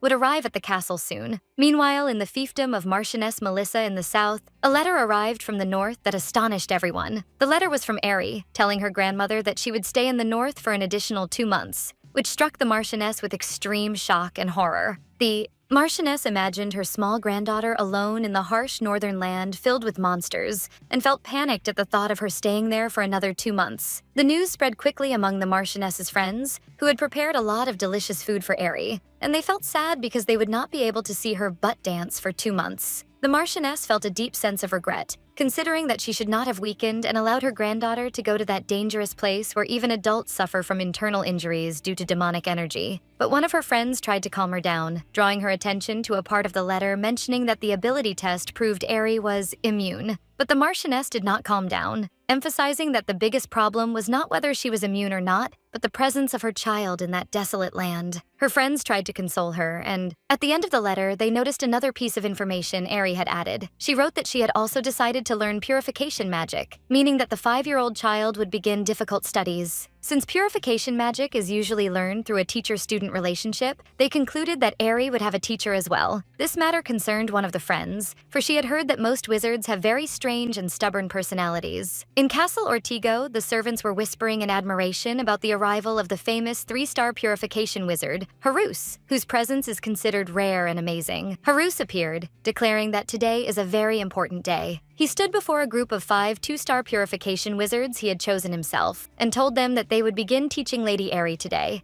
asking each of them to present their specialty upon her arrival. One of the young wizards, named Martin, was feeling nervous and wondering why he was brought here, while another wizard told him mockingly that it was impossible for the little lady to choose an old-fashioned theory. But Harus interrupted them, addressing Martin and explaining that his specialty and basic principles is essential in the foundational stage. While they were standing in confusion, they suddenly heard a light pecking sound like the pecking of birds, which surprised them all. The wizards wondered in confusion about the source of the sound that resembled pecking. For one of them to dismiss the idea of it being a knock on the door, as in the North, it was not customary for children to act with such politeness, and they expected more violent behavior, making them completely rule out the existence of a polite child who might knock on the door. But what happened was exactly the opposite of their expectations, as Eri entered while bowing with great respect and gave them a morning greeting with a bright smile, addressing her words to her new teachers. After a short period, and after Eri succeeded in winning their favor by presenting the delicious Misugaru drink, the wizards, including their leader Harus, expressed their thanks and gratitude, while she enthusiastically asked them to take good care of her from now on.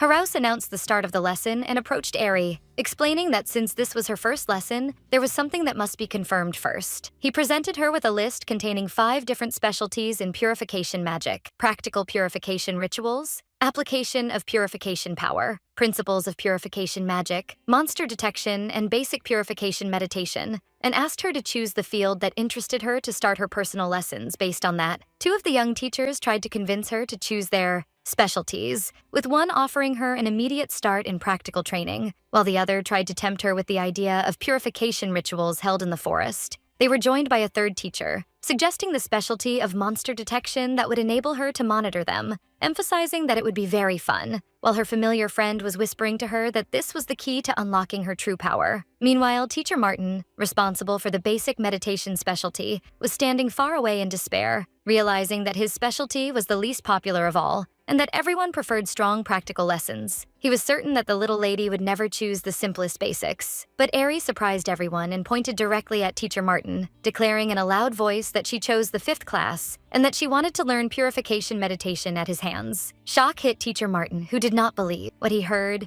and wondered in awe if she had really chosen purification meditation. Her familiar friend was assuring her that her choice was correct and that purification meditation was the best for her, for through it she would be able to attract the surrounding demonic energy. And despite its difficulty, it was the ideal way to absorb that energy effectively. This is the essence and foundation of the purification arts. Teacher Martin did not comprehend the matter, while one of the teachers wondered why she chose to start from the basics, especially since purification meditation attracts demonic energy toward its practitioner, something that might be concerning for some. Everyone had always considered purification meditation to be boring, and even those who tried it out of curiosity soon felt frustrated and bored and gave it up. For this reason, it was always ignored. Despite the other teachers' astonishment, Harus announced that based on Lady Eri's wish, they would now begin the purification meditation lesson. Teacher Martin began the lesson and asked Eri to sit down, close her eyes, and try to sense the demonic energy hovering around her. He explained to her that if she focused on her meditation, the demonic energy would slowly begin to gather, admitting to himself that it would be difficult for her at first. Martin was certain that she would quickly feel tired and give up, and that in just 30 seconds she would open her eyes and start grumbling. But after 30 full minutes had passed, Eri was still sitting in the meditation position with complete focus, which struck Teacher Martin with extreme shock and horror. Martin did not believe what he saw, for the child was putting in an incredible effort. She was indeed meditating. Her focus was so deep that he initially thought she had dozed off while sitting. But when he looked closely, he clearly noticed that the demonic energy began to gather slowly around her. And Martin was astonished to see a child practicing purification meditation with this seriousness. As for Eri, she felt comfortable, as she found that this meditation was very similar to what she had learned in moral education lessons in Taekwondo in her previous life. She felt as if she had returned once more to the Taekwondo Academy. Despite her realization of the difficulty of attracting demonic energy deliberately as the teacher told her, she decided to focus more. With her increased focus, the demonic energy that gathered around her was pulled directly into her purification ring, to be stored immediately as pure purification power. After moments, Eri opened her eyes with a bright smile, announcing her completion, while everything around her was clean and sparkling. Eri declared with a smile and joy that she had finished her meditation, leaving teacher Martin in a state of awe and astonishment. Martin noticed that the demonic energy that had gathered around the child had suddenly and completely disappeared, giving the room a brightness and tranquility. Martin wondered to himself if she had failed at the last moment, leading to the dissipation of the energy. However, he was impressed by her ability to gather demonic energy in her first lesson, and more importantly, that she did not take the meditation lesson lightly but followed it with seriousness and sincerity. Eri approached her teacher with small steps and asked him politely and innocently about the grade she received in her meditation for that day. The teacher could not help himself from the shock and, in his heart, gave her a perfect score, 100 out of 100. Joy overwhelmed Eri, and she cheered happily, thanking her teacher and then bowing to him with deep respect. Her exquisite manners impressed Martin, who considered her a rare and unique child. But Martin soon scolded himself, trying to control his enthusiasm and convincing himself that she would soon get bored if she repeated the matter several times. The teacher announced the end of the lesson for that day and promised her another meeting soon, to which Eri replied enthusiastically,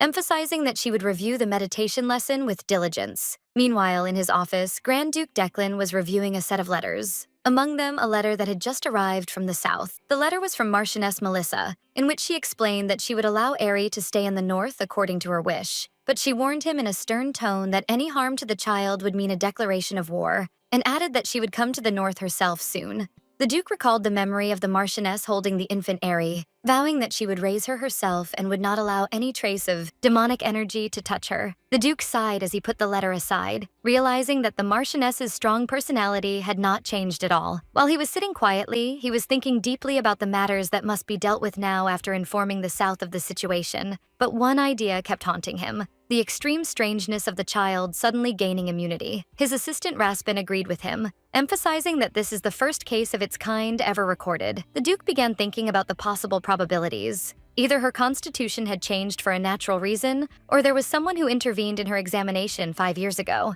Therefore, he decided that it was necessary to reinvestigate the entire matter. The Duke issued his orders to his assistant to continue monitoring Eri, and asked him to send a request to the Imperial Palace to obtain an ancient stone. Although the assistant explained that the palace no longer responded well to their requests recently, he agreed to execute the order. The assistant changed the subject and asked the Duke if he had heard the latest news. He told the Duke that he had already heard from Heraus about Lady Eri's distinguished performance in her lessons. The assistant explained that purification meditation is not usually graded, but the teacher was so moved by Eri's performance that he gives her a full mark every time. He added that since Eri began the purification arts lessons, the atmosphere in the Great Castle has significantly changed for the better. Indeed, the servants were congratulating Eri on obtaining first place in her class. Eri explained to them with a smile that she is the only student in the class, so she automatically gets full marks. But they continued to congratulate her happily. Even the twin chefs, Norma and Nera, congratulated her on first place and presented her with a wormwood drink as a gift, for which she thanked them happily. While she was drinking, she wondered to herself how everyone knew about her grades, and realized that maintaining the concept of a hero with hidden power might become a bit difficult. The news even reached the Grand Duke, who asked her while they were having dinner about her full marks. Eri noticed that they do not usually eat together, but he prepared a 2.5-meter-long table for her to share the meal with him. Eri felt extremely happy, realizing that everything was going smoothly, and that she was getting close not only to the castle residents,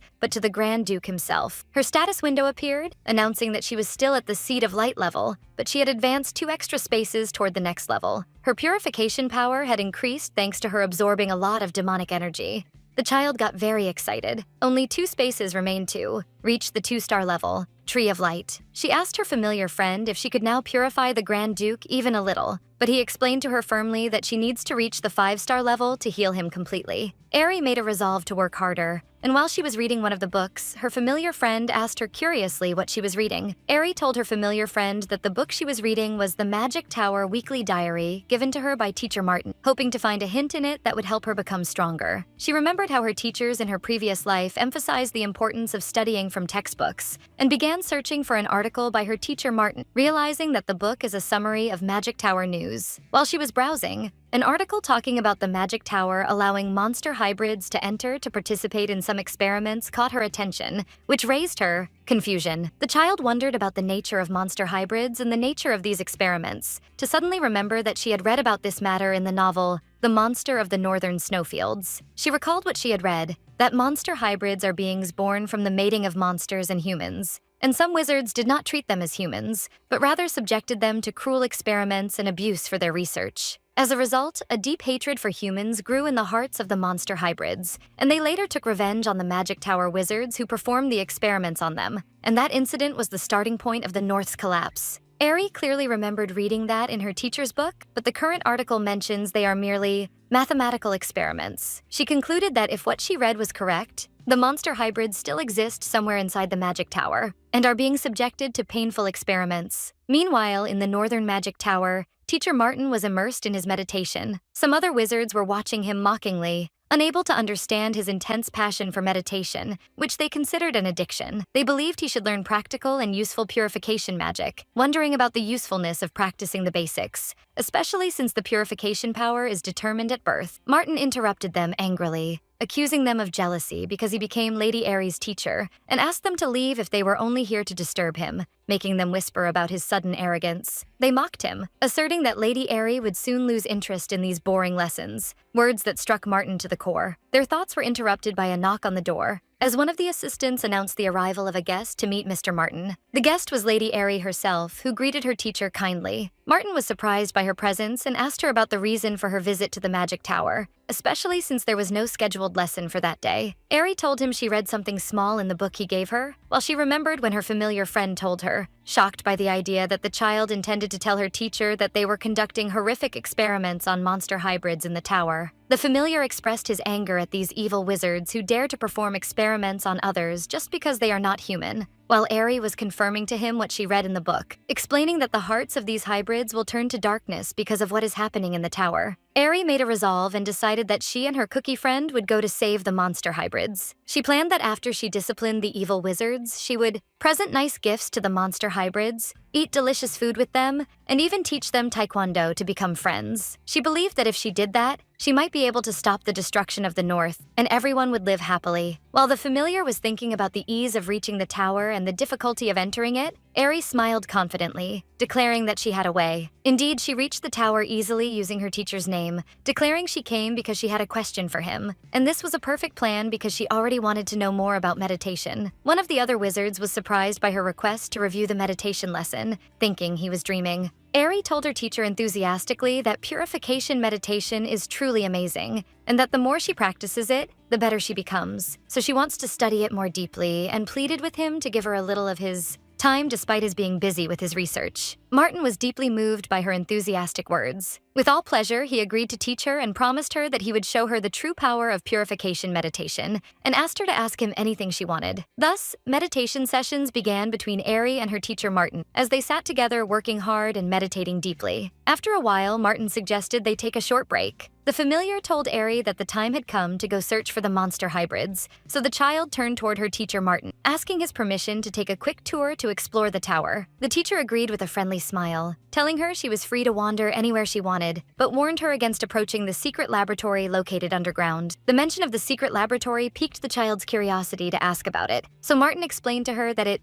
is a place closed to strangers and requires a special permit to enter, describing it as a labyrinth of experimental rooms pervaded by total chaos. While the teacher considered that there was nothing interesting to see there, Eri's eyes glittered when she realized this exactly matched what she read in the book about the detention of monster hybrids underground, making her certain the matter was highly suspicious. Eri called her teacher in a firm tone, and with eyes glittering with determination, declared to him that a true meditator must be able to practice meditation in any environment no matter how difficult it is. She justified her strange request with her desire to undergo the meditation challenge at its extreme difficulty inside the secret underground laboratory, something that struck Martin with total shock, wondering about her desire to meditate in such a chaotic place. The child insisted enthusiastically on going down there, and the teacher was deeply moved by her amazing passion and felt ashamed of himself because he pre-assumed that she would target and give up the lessons quickly while she was putting in all this monumental effort. A deep sense of shame overcame Martin, and he recalled memories of his suffering and searching alone in the past without anyone sharing with him,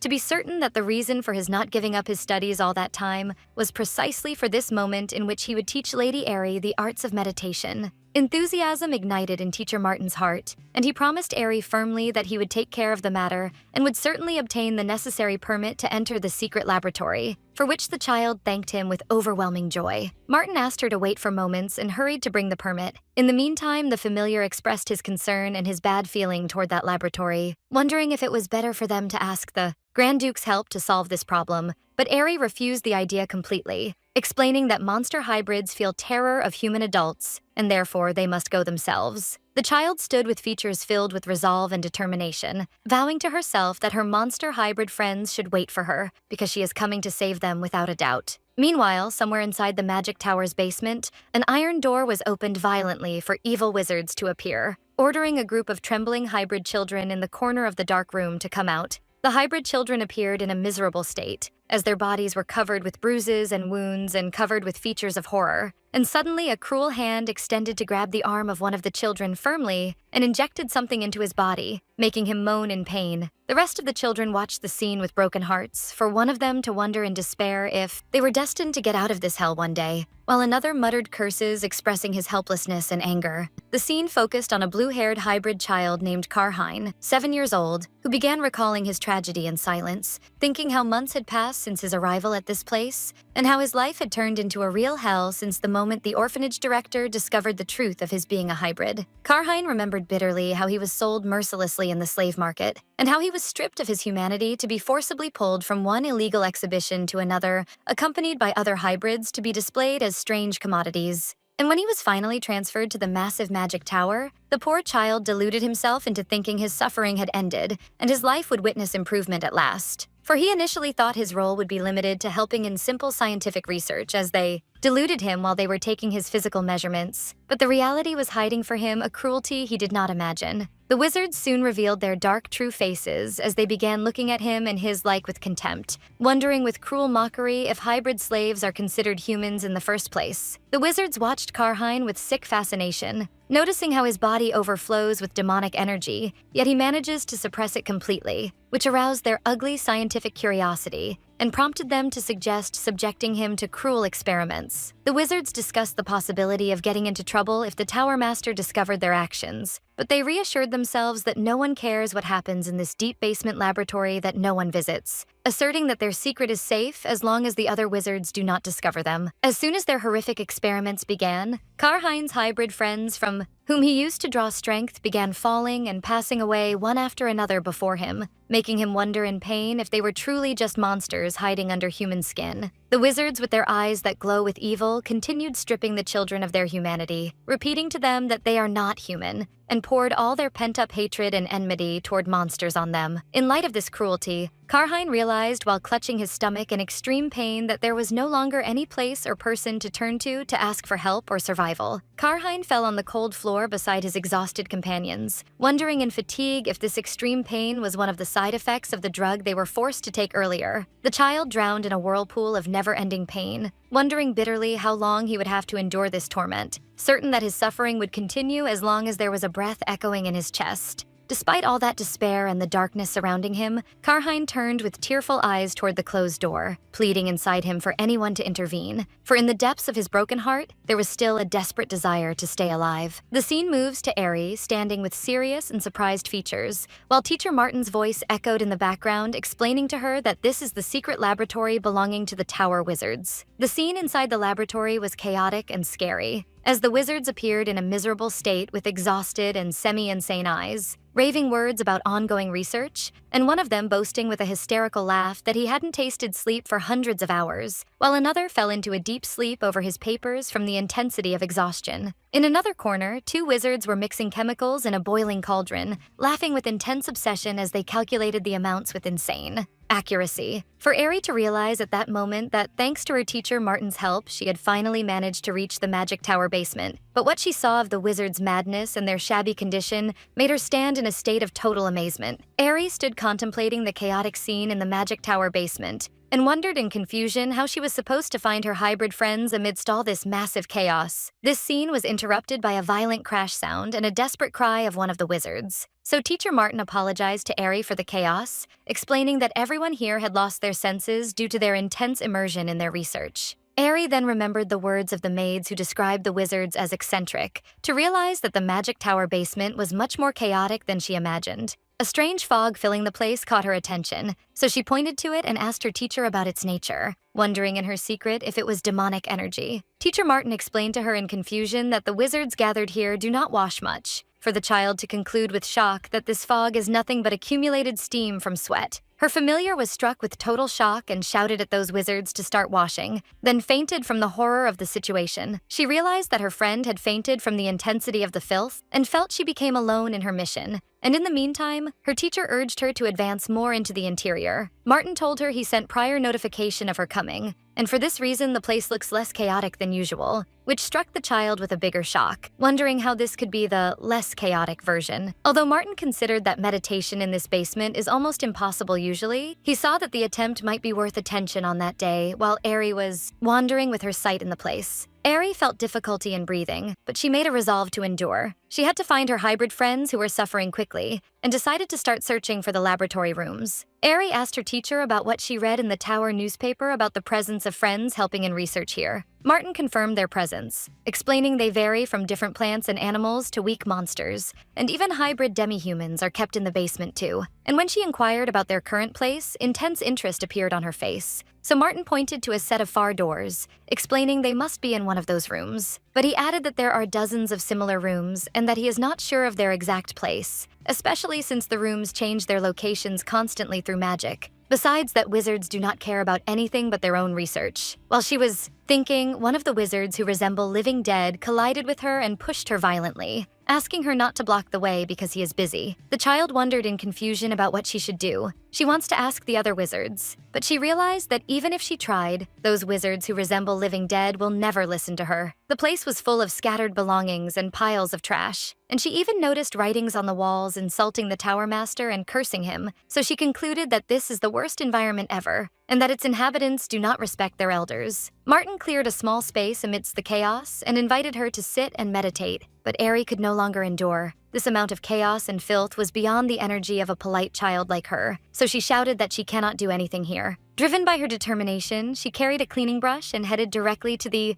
Tower Director's office to knock on his door. The director, named Sheik, welcomed her, explaining that the Tower Master is currently out of the office, and asked her what he could do for her. That horrific experience in the basement ignited a fire in the heart of Eri, the lover of cleanliness. So she explained to the director enthusiastically that cleaning is extremely necessary, and that if they do not cough from the dust, they can conduct more research. The director found she was wonderful and reminded him of his grandson, and saw that staying on good terms with the Ortigo family is in the Tower's favor, so he decided to let her do what she wants for the time being. As a result of her strong insistence, the 5 Commandments for a Decent Life, drafted by Eri Ortigo herself, were established the next day, and included cleaning the surroundings, washing well, not spitting on the floor, practicing exercise in the early morning, and getting treatment when ill. The wizards looked at the new list hung on the wall in wonder, wondering about the nature of these strange laws related to cleaning and exercises. Martin falsely told them that Director Sheik threatened to cut research funding if they did not wake up early and wash, and that anyone who pollutes common areas will get 0 funding. Horror struck the wizards from this threat, while Martin smiled to himself, believing that Eri's 5 commandments will help them focus better in meditation inside the tower. Teacher Martin felt extreme enthusiasm, and declared he couldn't sit idly by, and that he would help Lady Eri with all his might, then called the other wizards to start practicing sports exercises immediately. Indeed, thanks to the misunderstanding that occurred about cutting research funding, the Magic Tower reform project led by Eri gained great momentum. She was receiving everyone every morning with a bright smile, and inviting them to clean the basement together. Initially, some wizards expressed their grumbling, wondering about the reason for wasting their time in cleaning while they are busy with their research. But with the passage of days, positive changes began to appear. They noticed that breathing became easier after installing new ventilation windows in the tower. It also became easier for them to find their research materials amidst the chaos that began to disappear, and they felt that their bodies became lighter and more active after they started practicing exercises and climbing stairs regularly. After about a week had passed, the wizards began realizing that this new pattern of life is very nice, and that the morning dizziness they were suffering from has completely disappeared, wondering if this is the decent life effect. The Magic Tower was changing slowly, and Director Sheik expressed his extreme admiration at the speed with which the tower changed thanks to Ari's presence. The change was occurring at a faster pace than Ari herself expected. After a few days, her cookie friend finally regained consciousness after the shock he was exposed to, and felt he could live again in this clean place. Finally, the basement laboratory cleaning process was about to end, and Ari stood before it, declaring that proudly, while her friend was impressed by how clean the place was that was drowning in filth. Some wizards approached Ari hesitantly, expressing their desire to thank her. The child was surprised by their kind gesture. One of them admitted he initially thought cleaning and practicing sports were just a waste of energy, but he noticed that his research performance has improved thanks to the 5 commandments.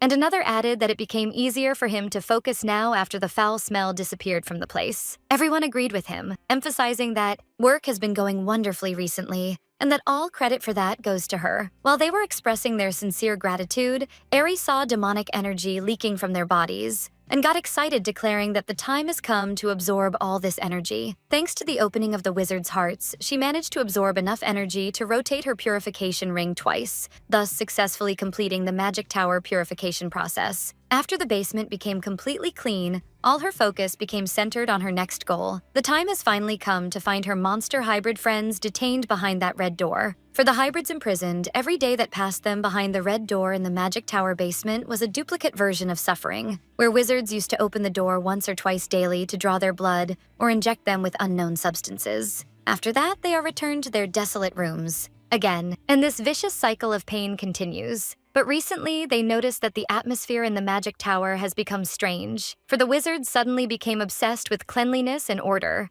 and were shouting at each other to clean the trash, and commented that the atmosphere has become turbulent due to the young lady's constant visits. As a result, the wizards responsible for the experiments decided that it is better to stop them for a few days. Although high-profile figures do not care about the hybrids' matter, they cannot allow anyone to see them in this filthy state. Inside the detention room, one of the girls heard the loud cleaning sounds outside and drew the others' attention to her hearing a child's voice. Outside, the wizards were telling Ari proudly that they are working hard and that they cleaned the area near that room on that day, mentioning she is the daughter of the Ortigo family. The hybrids heard this talk, and although they were happy with the stop of the experiments thanks to the young lady, they felt the bitterness of the injustice they live and how they are stuck in a place like this while the world outside is changing. With the passage of days, Ari's clear and life-filled voice continued to echo from outside their door. She was giving them greetings and encouraging them, saying they are working hard and they are the best. Karhine felt a strange sensation he hadn't experienced before. This voice he just heard was completely different. It was a pure child's voice. It did not resemble anything he had heard before,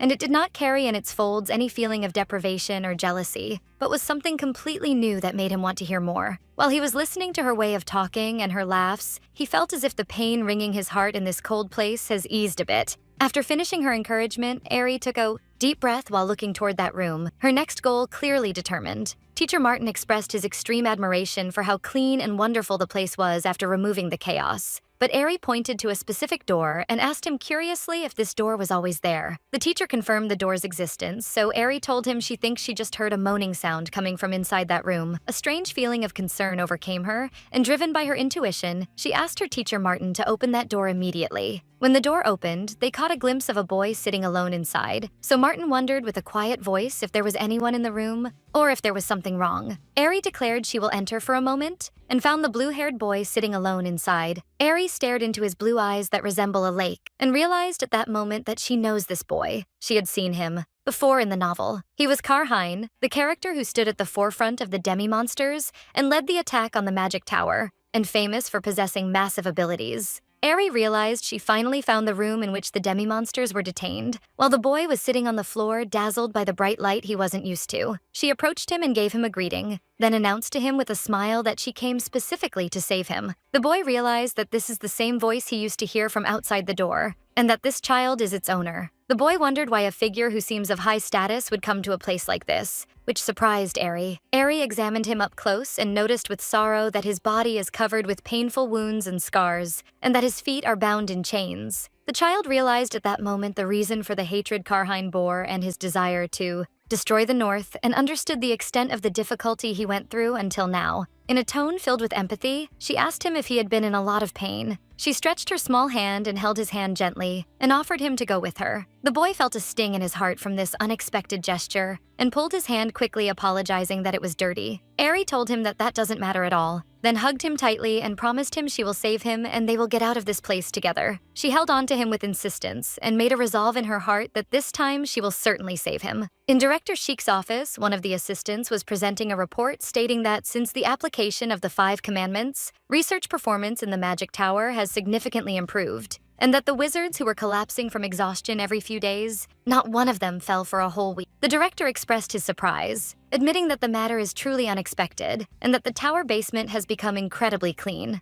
And he acknowledged that he was skeptical initially, but now he is indebted in thanks to Lady Eri. At that moment, Eri entered the office and gave a greeting to Director Sheik, declaring she has something to tell him. But the director's shock was great when he saw a group of children standing behind her, so he asked her in awe about their identity. She answered him proudly that they are her demi-monster friends, which made the director remember that they indeed brought some demi-monster slaves in order to conduct experiments. But he soon noticed the miserable state of their bodies full of wounds and bruises, and wondered in confusion about the reason for their being in this state. Eri cried out loudly, explaining that this is what she came to talk about, and that these friends were being bullied in the basement. The director denounced the matter, considering it impossible, as he reviews all experiment reports himself, but Teacher Martin intervened to confirm that Lady Eri is right. He explained that while cleaning the basement, they discovered a secret laboratory and found inside it demi-monsters covering them wounds, and it appeared they were subjected to inhuman experiments. Eri declared that there must be a very bad wizard who lied in the reports, while the director stood shocked by the idea of something like this happening. With extreme anger, the director ordered the summoning of those responsible for those experiments immediately. The director faced the responsible wizard named Molding and asked him if he was the one who supervised the demi-monster experiments,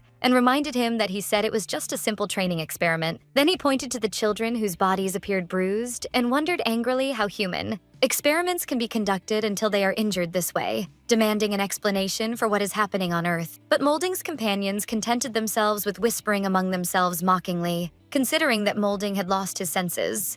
Wizard Molding exploded in anger, considering that entering another person's laboratory is a violation of the tower rules, and wondered how he was caught, then shouted that the matter is unfair and that he did nothing but run the slaves a little. Meanwhile, one of Director Sheik's assistants presented a set of documents, asking him to take a look at them. The assistant explained that these documents were found in the laboratory behind the red door Lady Eri mentioned, and it seems they are fake experiment reports they were presenting until now. Molding tried to defend himself, claiming it was a misunderstanding, but the director silenced him with extreme anger. The director was infuriated. After he allowed them to work without intervening in the tower experiments, they go and do something like this, and ordered immediately to shackle them. And while they were being led shackled in handcuffs, Eri shouted that they are bad people, and that an eye for an eye and a tooth for a tooth. Once the full truth is revealed, these wizards will be imprisoned in the North Prison, known as the Exile of Evil Researchers. Eri commented that dealing with villains was very easy, and that it resembles the end of a trivial series that ends without any tension. But the director reassured her, and the director promised that as soon as he informs the Grand Duke of this matter, he will send these rascals to hell. Eri felt relief. Thanks to that,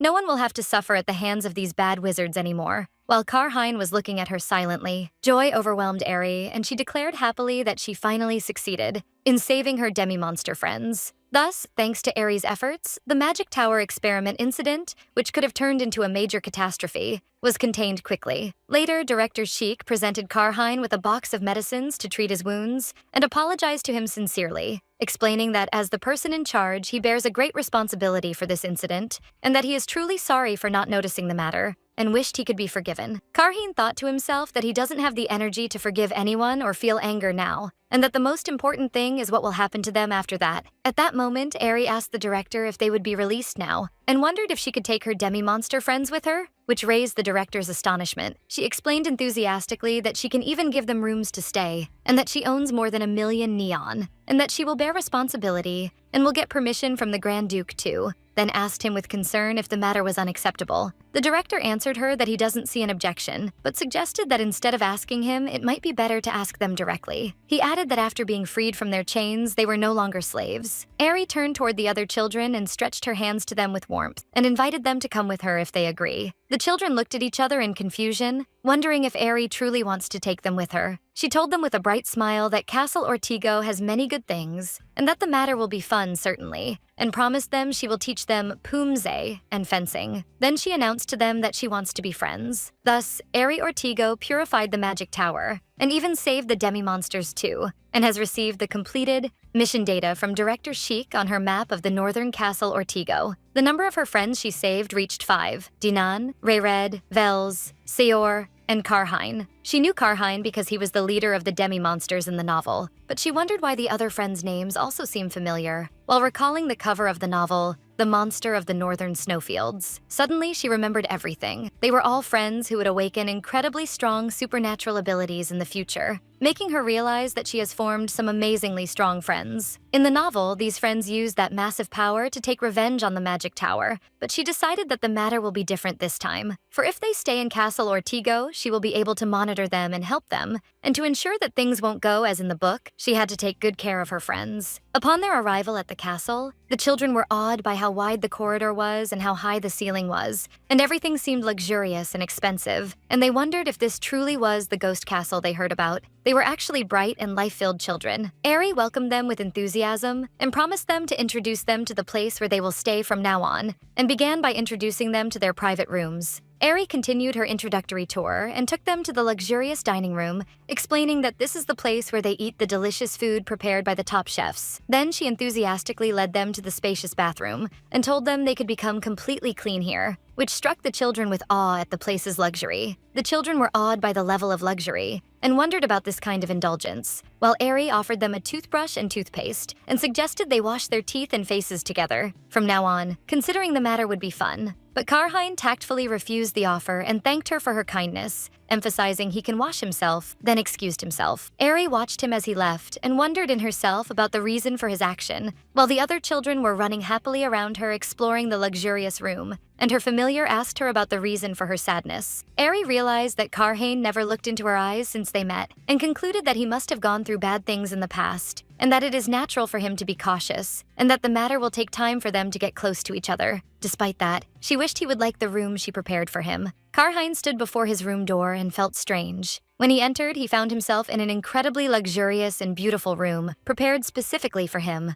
and wondered in awe if this was truly his room. But he soon scolded himself, trying to question the matter, and wondered if he was truly allowed to use a room like this. He convinced himself he was just a monster, for how could he dare think of using a beautiful room, and expected they would soon be kicked out to a hut. Although he didn't know the reason for the young lady bringing them here, he couldn't give up his caution yet. He remembered the matter was similar when they first went to the Magic Tower, where the experiments began the moment he gave up his caution. But he recalled Eri's kind words as she asked him if he had been in a lot of pain, and her offer to him to go with her. He believed he would never be able to escape that laboratory. He used to believe his life was just waiting for death, but thanks to her, he managed to get out. And now, before he dies, he felt he had a debt of gratitude he must repay. Meanwhile, on the outskirts of Castle Ortigo, one of the Duke's assistants was informing him of the completion of installing a magic shield around the place, and when the Duke asked him if this was all he had to report, the assistant hesitated. He told him that wizards from the Northern Magic Tower had arrived to install the shield, and they had brought with them the Magic Tower research funding report this time,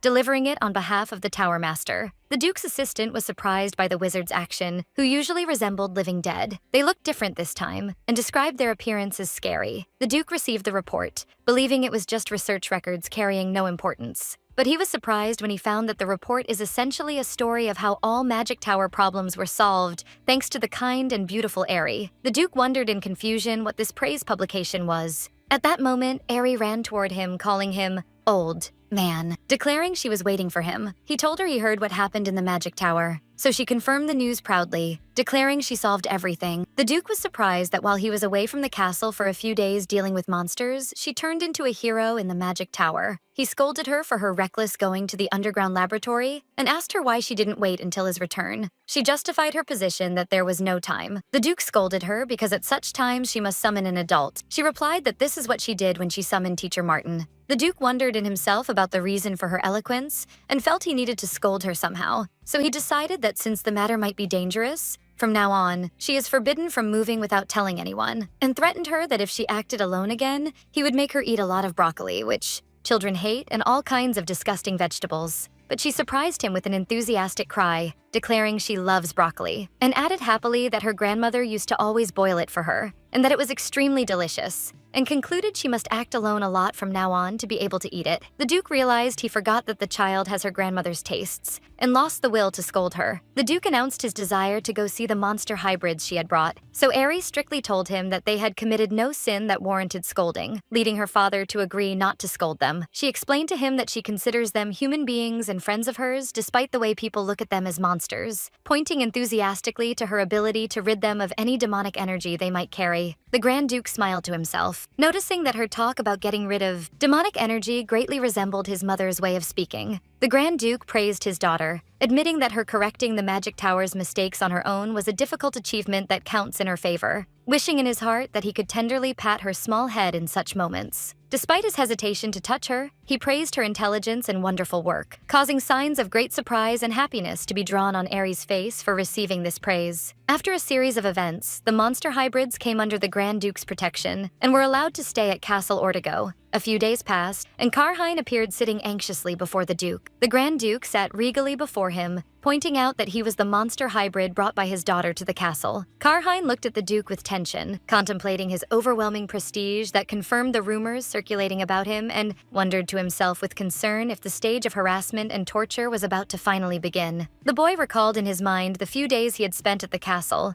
noticing that no one had beaten him, or spat on him, or even drawn his blood as used to happen in the tower, which increased his bewilderment and fear that this meeting might be the beginning of a different kind of torture. The Grand Duke sat calmly addressing the boy by his name, hinting at the titles people call him as a monster hybrid. The boy answered in the affirmative, so the Duke noticed indifferently that he felt no demonic energy emitting from him, concluding that the prevailing belief about monster hybrids possessing evil energy is nothing but blind prejudice. Karhine agreed with him, while the Duke continued to contemplate him with piercing looks. The Duke noticed to himself that the boy's appearance does not differ from any ordinary human, but rather his features suggest he is a son of a noble family. The Duke revealed that he had listened to his story from Eri and asked him, fulfilling his daughter's wish, to try to reach an understanding and harmonize with her. Karhine was surprised by the request, inquiring about the intent, for the Duke to explain that he wants him to become a friend to Eri. Karhine completely misunderstood the request, recalling what he had heard about noble families who take children to be slaves who receive punishment on behalf of their children. So he agreed, surrendering to his expected role as a slave to the little lady. The Duke denounced his strange conclusion, pointing out that his way of speaking does not suit a 7-year-old child at all. The Duke clarified his understanding clearly, emphasizing that his daughter truly wishes to get close to him, and since he realizes they are not dangerous beings, the role of an ordinary friend, not a slave, is completely sufficient. The Duke strictly emphasized that there would be no kind of whipping or punishment, so the boy wondered in awe if what was truly required of him was to spend time with her as a natural friend. The Duke confirmed that, for Karhine to drown in confusion and wonder, not believing that merely being a friend justifies allowing him to live in this luxurious place. The scene moved to show the boy sitting later before a luxurious dining table, his mind still buzzing with questions about the true benefit desired from him. The children gathered around the table, where Eri announced with overwhelming joy her intention that they all eat large amounts of delicious food together, revealing that the main dish for the day was fish. The children expressed extreme admiration for the fish, and prepared to swallow it at once in a barbaric way that indicated their ignorance of table manners.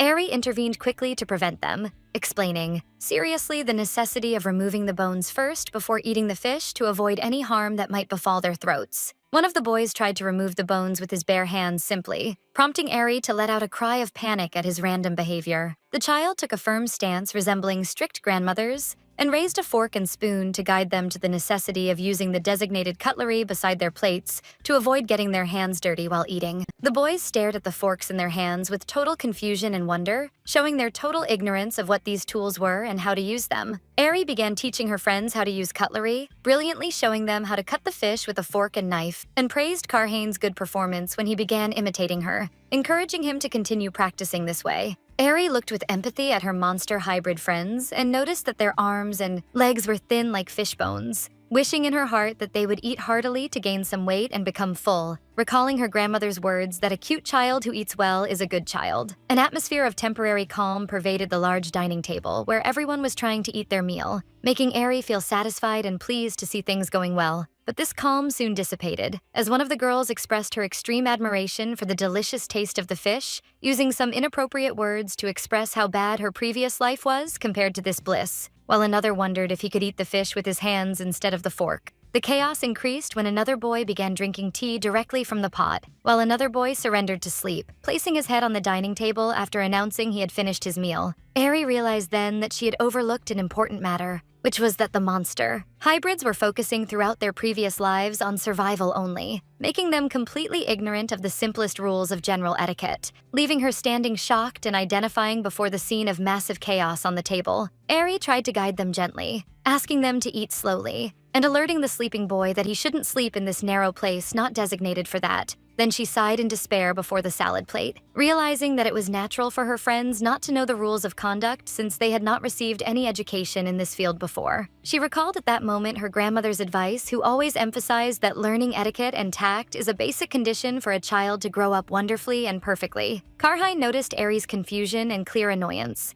and thought with concern that they shouldn't cause the little lady any more annoyance. Karhane felt responsible and wondered to himself if he should intervene and guide the other children, but he feared that his intervention might be considered overstepping his bounds. Eri and Karhine sat in total confusion before this problem, as Eri was racking her brain in search of an appropriate solution to teach them and fix this situation. Suddenly, a genius idea lit up in Eri's mind when the words basic etiquette and etiquette education occurred to her. A sly smile was drawn on her face and she laughed mischievously, declaring to herself that she had just reached an excellent idea to solve this problem. She caught her friend's attention with a wide smile while clapping her hands, and told them enthusiastically that she had found the perfect place they must go to together, which raised their confusion and questions about their new destination. She confirmed to them that they would all go together, and made a resolve to take them to the education hall located within the castle facilities. The education hall in Castle Ortigo was a huge and majestic building, built specifically to teach noble children from the main family and the side branches. This hall is a specialized educational institution in which various subjects are taught, including lessons in general etiquette and tact, in addition to sword fencing drills. Eri immediately headed to Grand Duke Declan's office, and with all enthusiasm asked him for permission to allow her to attend classes in the education hall,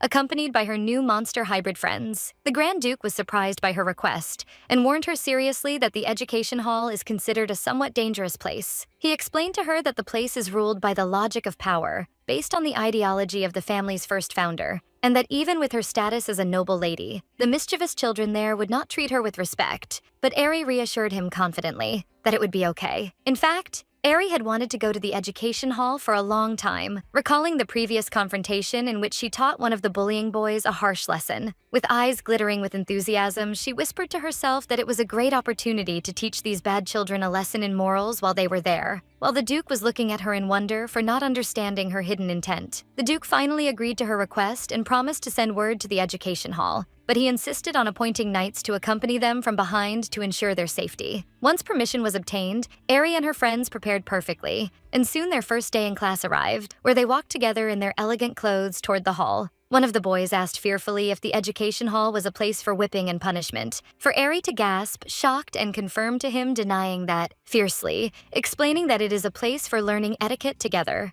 One of the girls expressed her admiration for the idea of learning, but she let out a vulgar word because of her tension, for Eri to interrupt her firmly and prevent her from swearing, so the girl apologized, justifying that it was just a habit. Eri breathed a sigh of relief, admitting to herself that she felt some tension too. It had been a long time since she attended classes. but she felt nostalgia and happiness at the thought that she would receive moral education again with everyone, exactly as used to happen in the Taekwondo training hall in her previous life. Her familiar friend told her that this was her first visit to the education hall since she gave that boy Schultz a sound beating. The child Ari announced enthusiastically that she was ready, for the time had finally come for the great hero to go punish the education hall. Inside the education hall, the children were whispering about the rumors stating that the new student who had joined them was extremely weak, wondering dismissively if she was truly of the one-star category. Although one of them pointed out that she was the one who taught Schultz a lesson, another boy belittled this act, considering there was nothing impressive in overcoming a weak person like Schultz who was expelled, and that the newcomer would not be anything special. Their talk was interrupted by the etiquette teacher, Fiona, who asked everyone to remain silent, announcing that the lesson would begin shortly. But the red-haired boy showed his grumbling clearly, declaring he only cares about fencing lessons, and suggested the teacher end the etiquette lesson early because it was painful and boring. Teacher Fiona sighed in despair, wondering to herself about the way she should deal with these mischievous children. At that moment, Ari entered, giving a greeting with a loud voice, then introduced herself as the 5-year-old Ari, and that she had recently joined this class, expressing her hope to learn with the friends beside her, and she kindly asked them to take care of her, which raised the astonishment of some students. She continued her talk explaining that she hopes to form many friendships while studying with them, and that she will eventually purify the education hall of demonic energy. Then she turned to a group of children standing beside her, and introduced them proudly as her friends from the Magic Tower, and mentioned their names. Teacher Fiona expressed extreme admiration for Ari's exquisite manners and welcomed her warmly. But suddenly she was interrupted by the boy Morgan, son of one of the Knight families, who wondered angrily and indignantly how she dared to call these hybrids monsters as her friends, and added sharply that it was inconceivable that they should have to take lessons with these creatures. The rest of the students agreed with him, expressing their disgust at the thought of studying with slaves, and claiming that these hybrids emit demonic energy. Upon hearing these insults, Ari shouted in their faces that they were all disrespectful, and scolded them firmly, emphasizing that monster hybrids do not emit any demonic energy, and that this is just bad prejudice. She added that her friends might be hybrids, but they possess abilities, and that the Grand Duke himself had said that the education hall values ability above bloodlines. She cited the will of the first family head, which states that any strong person can receive lessons in the education hall, and asked them challengingly if she was wrong, making them fall silent, unable to respond. Teacher Fiona looked at the situation in awe, admiring the little lady's ability to control the children with her logical words even before she intervened, and concluded that she might be much smarter than she had thought. Then the teacher decided to end the introduction segment and suggested they all learn etiquette together through a short test. Ari agreed with extreme enthusiasm, which raised her classmates' wonder. She was wondering to herself with enthusiasm about the nature of etiquette education in this hall, hoping it would be extremely difficult so she could learn more. After moments, the teacher posed the first test, asking them what they should do if they saw an old man carrying heavy luggage. The options presented were attack him, or steal his luggage, or carry the luggage for him, for one of the students to shout that the correct answer is the first, while another shouted that the correct answer is the second,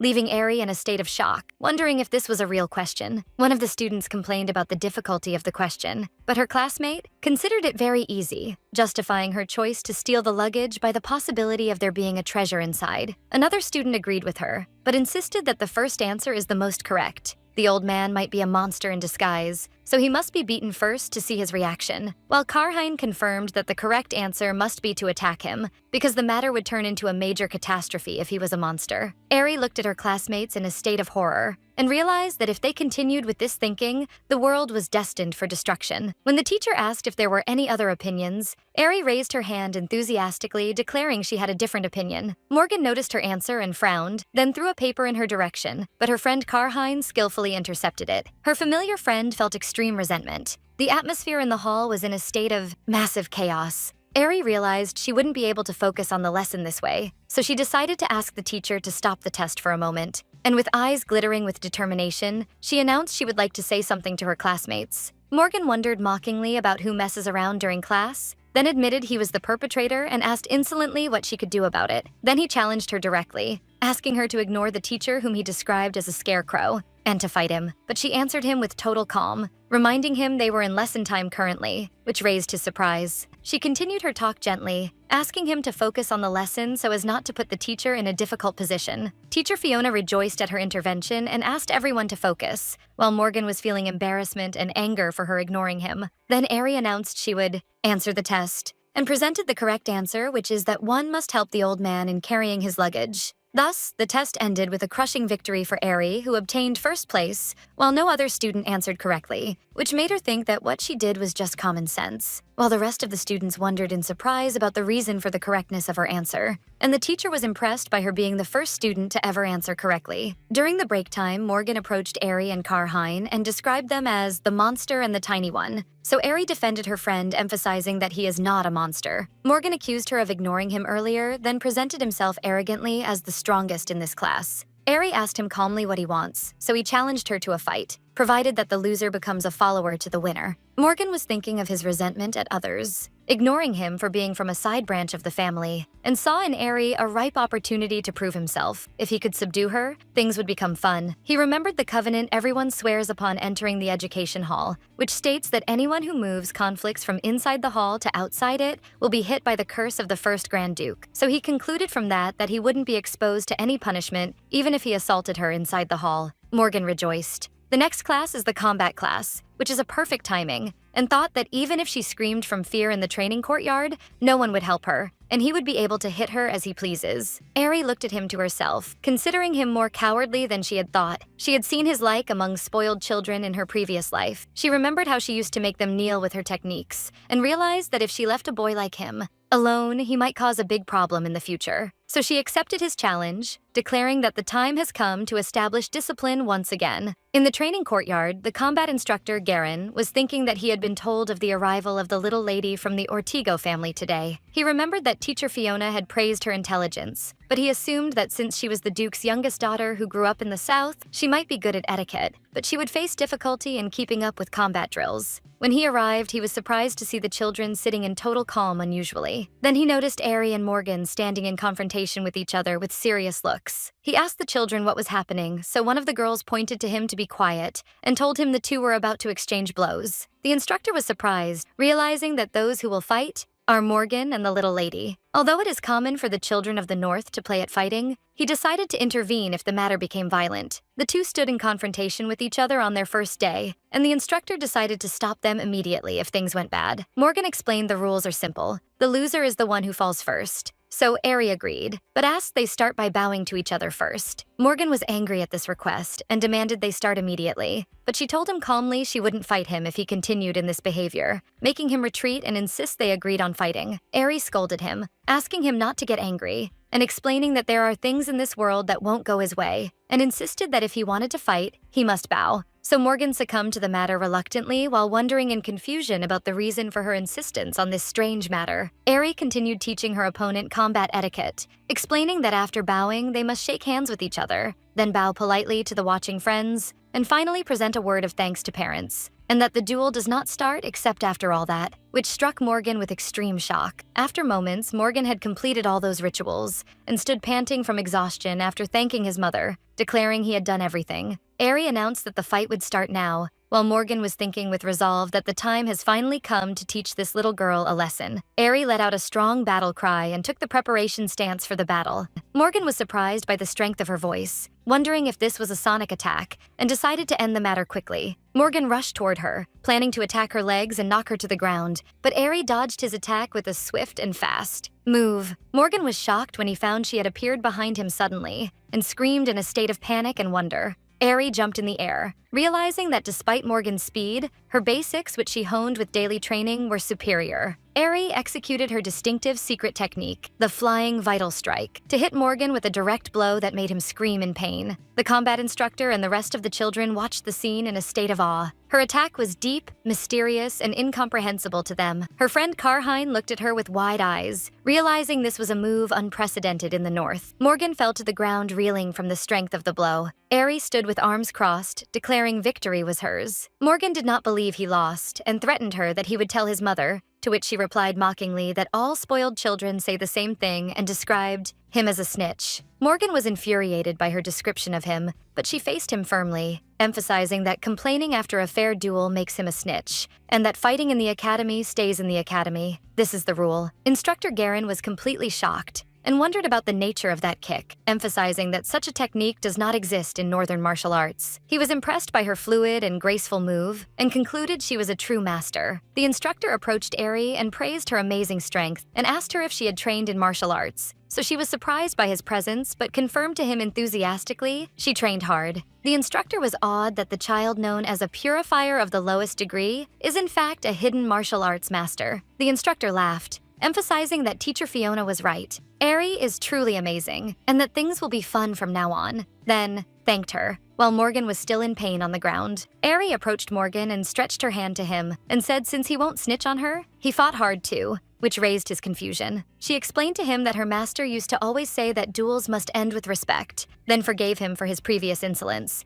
and asked him not to act badly again. Morgan held her hand hesitantly, and at that moment, two of the boys felt their hearts thumping. They were impressed by the small smile that didn't leave her face during her fight, and by the glitter of her eyes as she attacked. Karheen thought he already knew Lady Eri was amazing, but she was very wonderful, and wished he could be like her, and rushed forward without hesitation. He wondered if he would be able to repay his debt if he became stronger than he is now. He made a resolve to become strong like Lady Eri, and began thinking about what he must do to achieve that. And with her crushing victory in her duel, Eri succeeded in straightening the children's behavior. Eri smiled to herself, realizing that now she would be able to focus on her lessons, and that she would be able to get closer to her friends more. The first step in purifying the Academy's dark energy had begun to go on its way quietly, even without Eri realizing it. For the first rule of the Ortigo Academy stated that strength is the absolute truth. For this reason, it was natural in the North for children to be attracted to the strongest person, and after Eri proved her superiority, her classmates began looking at her with great admiration. For one day, a mysterious new student named Eri Ortigo appeared, and on her first day, she managed to defeat Morgan, who was considered the #1 student in the class. In addition to her strength, her calm nerves and mature stance were more than enough to arouse the other children's interest. Soon, rumors about her began to spread throughout the academy, while she was walking accompanied by her hybrid friends and everyone was watching her. It wasn't long before some students began to imitate her and took to giving each other the polite morning greeting she was accustomed to. Indeed, one of them approached her calling her by the title Miss #1 and asked her about the etiquette test paper, specifically about a question related to whether it was right to chase a cat in the street and bully it. Eri explained to him enthusiastically that one must never bully cats, but must only watch them and think about how cute they are, which impressed the student. Then the rest of the students gathered around her, and one of the girls asked her about the phrase that must be said before eating meals. So Eri answered her that she must say, "I will eat well," very politely. Another student asked her, remembering she told them not to eat with their hands, if this meant they shouldn't eat soup with their hands too. So she confirmed to him that soup is eaten with a spoon. Some students felt exhausted, considering that being human is very difficult and that there is a lot to learn in the etiquette class, so they decided they would study later. Eri encouraged them, emphasizing the matter is not difficult and that she will explain everything to them again,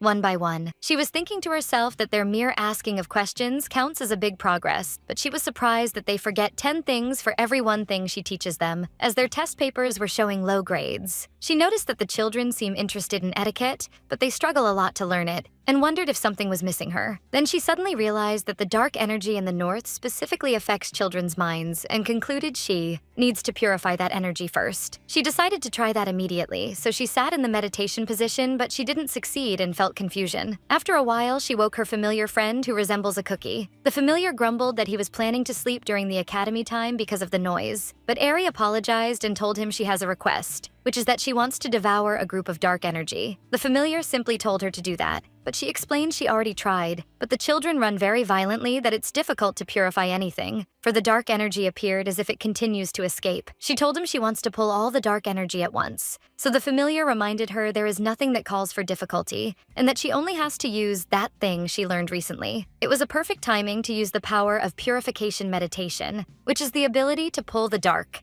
energy all at once. Eri understood the matter and announced she will use it immediately and set off running. Meanwhile, Morgan was watching her from afar. After his loss of the duel, his pride was completely shattered, but the matter went beyond that. He was feeling jealous of others and wanted to stand beside Eri too, and to truly know what she did to gain all that strength. Since that duel, he has been feeling a strange feeling, and when he saw Eri alone, he considered it his opportunity. So he decided to present her with the warrior's tonic, that is coffee, as a gift, then ask her for a rematch. But before he could approach, Carhane stopped him. Morgan mocked him, describing him as a half-blood monster. But Carhane faced him, pointing out that he had been following her and staring at Lady Aerie from behind since the duel. Morgan was confused and thought to himself that Carhane is the person he cannot stand seeing beside Aerie because of his weak ability and low status, then shouted in Carhane's face, ordering him to stay away, declaring that the place beside Aerie belongs to him, for he is the second strongest person in the place. Carhane decided to use his ability to control Morgan,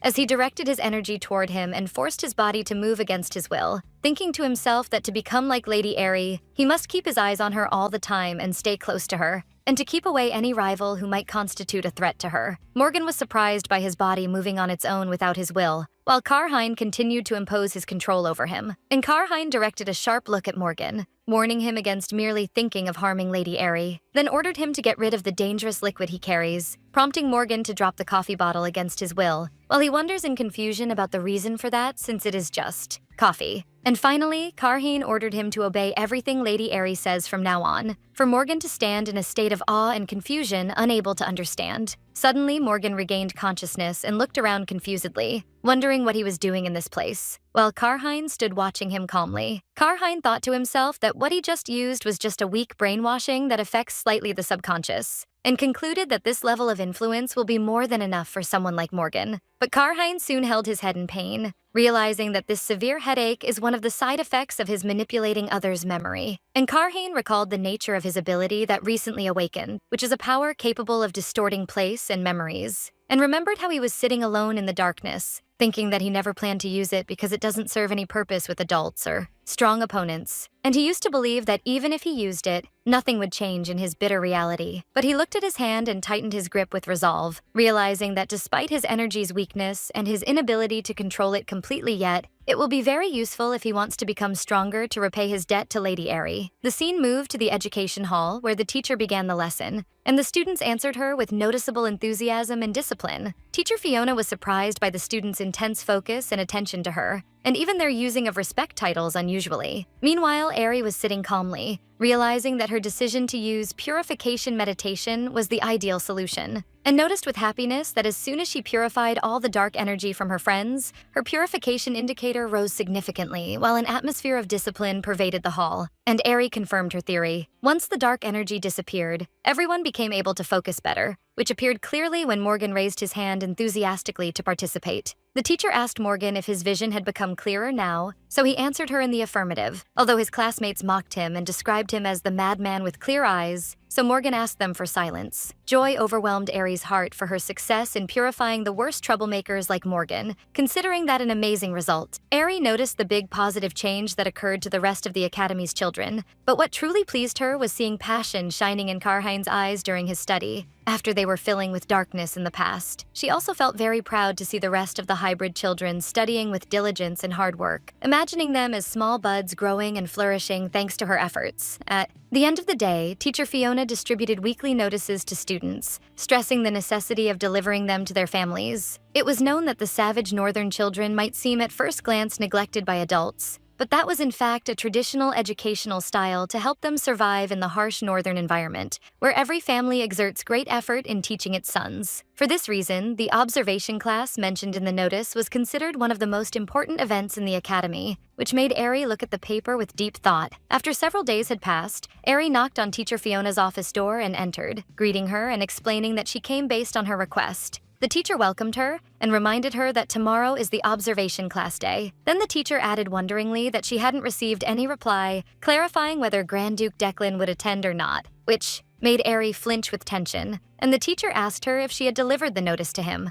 The teacher smiled, explaining that most parents will attend this time, and it would be very wonderful if the Grand Duke could attend too. Aerie got confused and began rubbing her hands with tension, then told the teacher with a hesitant voice that the Grand Duke is extremely busy, and it's likely he won't come. The teacher was surprised by her reply, but Aerie hurried to excuse herself and run toward the door, confirming to her with tension that she doesn't mind at all even if the Duke doesn't attend for her sake. Aerie walked thinking of her lie to the teacher, where she admitted to herself that she never told the Grand Duke about the observation class, and the reason for that was that she didn't want to disturb him. and remembered how she was imagining his harsh reaction if she asked him to attend, expecting him to grumble about the many requests of hers and tell her that he's busy and that she must ask her grandmother to go instead of him. Eri shook her head, trying to drive away these ideas, justifying to herself that she didn't hide telling him out of fear of his refusal, but because the Grand Duke is the one who protects the castle and he's extremely busy and has no time to attend an event like the observation class. Her familiar friend asked her if she truly was satisfied with this decision, so she answered him with an eye closure and surrender that she was, and concluded in her heart that she shouldn't stand as an obstacle in his way or increase his burdens. The next day, the observation class time arrived, where parents gathered in the academy and features of surprise and wonder appeared on them. The parents exchanged conversations, where one of them concluded from the full attendance of everyone that they had noticed the matter too, for the other to confirm to him that this change was clear and couldn't be missed. And one of the fathers expressed with intense emotion to his wife his urgent desire to know what happened to their child exactly. For the first time, all families attended the observation class, and the reason behind that was simple. Adults in every home recently faced unbelievable situations related to their children. For the parents noticed a radical change, where one of them recalled how his lazy son, who lies carelessly, had become coming out to receive him with politeness and respect upon his return home, thanking him for his hard work. Another mother mentioned she was surprised to see her little girl arranging her room herself, while another father was shocked upon seeing his son immersed in reading a book, and another family wondered at their daughter's sharing of her food with others, something that wasn't familiar to them at all. The children changed thanks to Aries' influence on them, and for Northern parents, seeing a well-behaved child was an experience they passed through for the first time in their lives. And one of the fathers smiled with overwhelming happiness while acknowledging that something had certainly happened to cause this positive change. Teacher Fiona stood before the parents gathered in the hall and announced to the students the arrival of their families. The parents were enthusiastic to discover the reason for this noticeable change in their children, while Aerie sat at her desk and looked behind her with faint hope, wishing for the Duke's attendance. But she soon lowered her head in sadness when she heard her classmates calling out to their families. Meanwhile, in the meeting room at Castle Ortigo, the Grand Duke was sitting alone on an empty table, wondering in surprise at the disappearance of everyone. His assistant answered him calmly that everyone is on vacation, which increased the Grand Duke's confusion. The Duke looked at the pile of accumulated papers, grumbling to himself at having to deal with them alone, and wondered about the reason that drives everyone to take vacation at the same time. The assistant browsed through some papers looking for an answer, to tell the Duke that they have all gone to the academy. The assistant explained that the academy is holding an observation class for parents today, and asked the Duke in wonder if Lady Aerie hadn't told him about this matter. Signs of surprise were drawn on the Grand Duke's face, and he echoed with awe his assistant's words about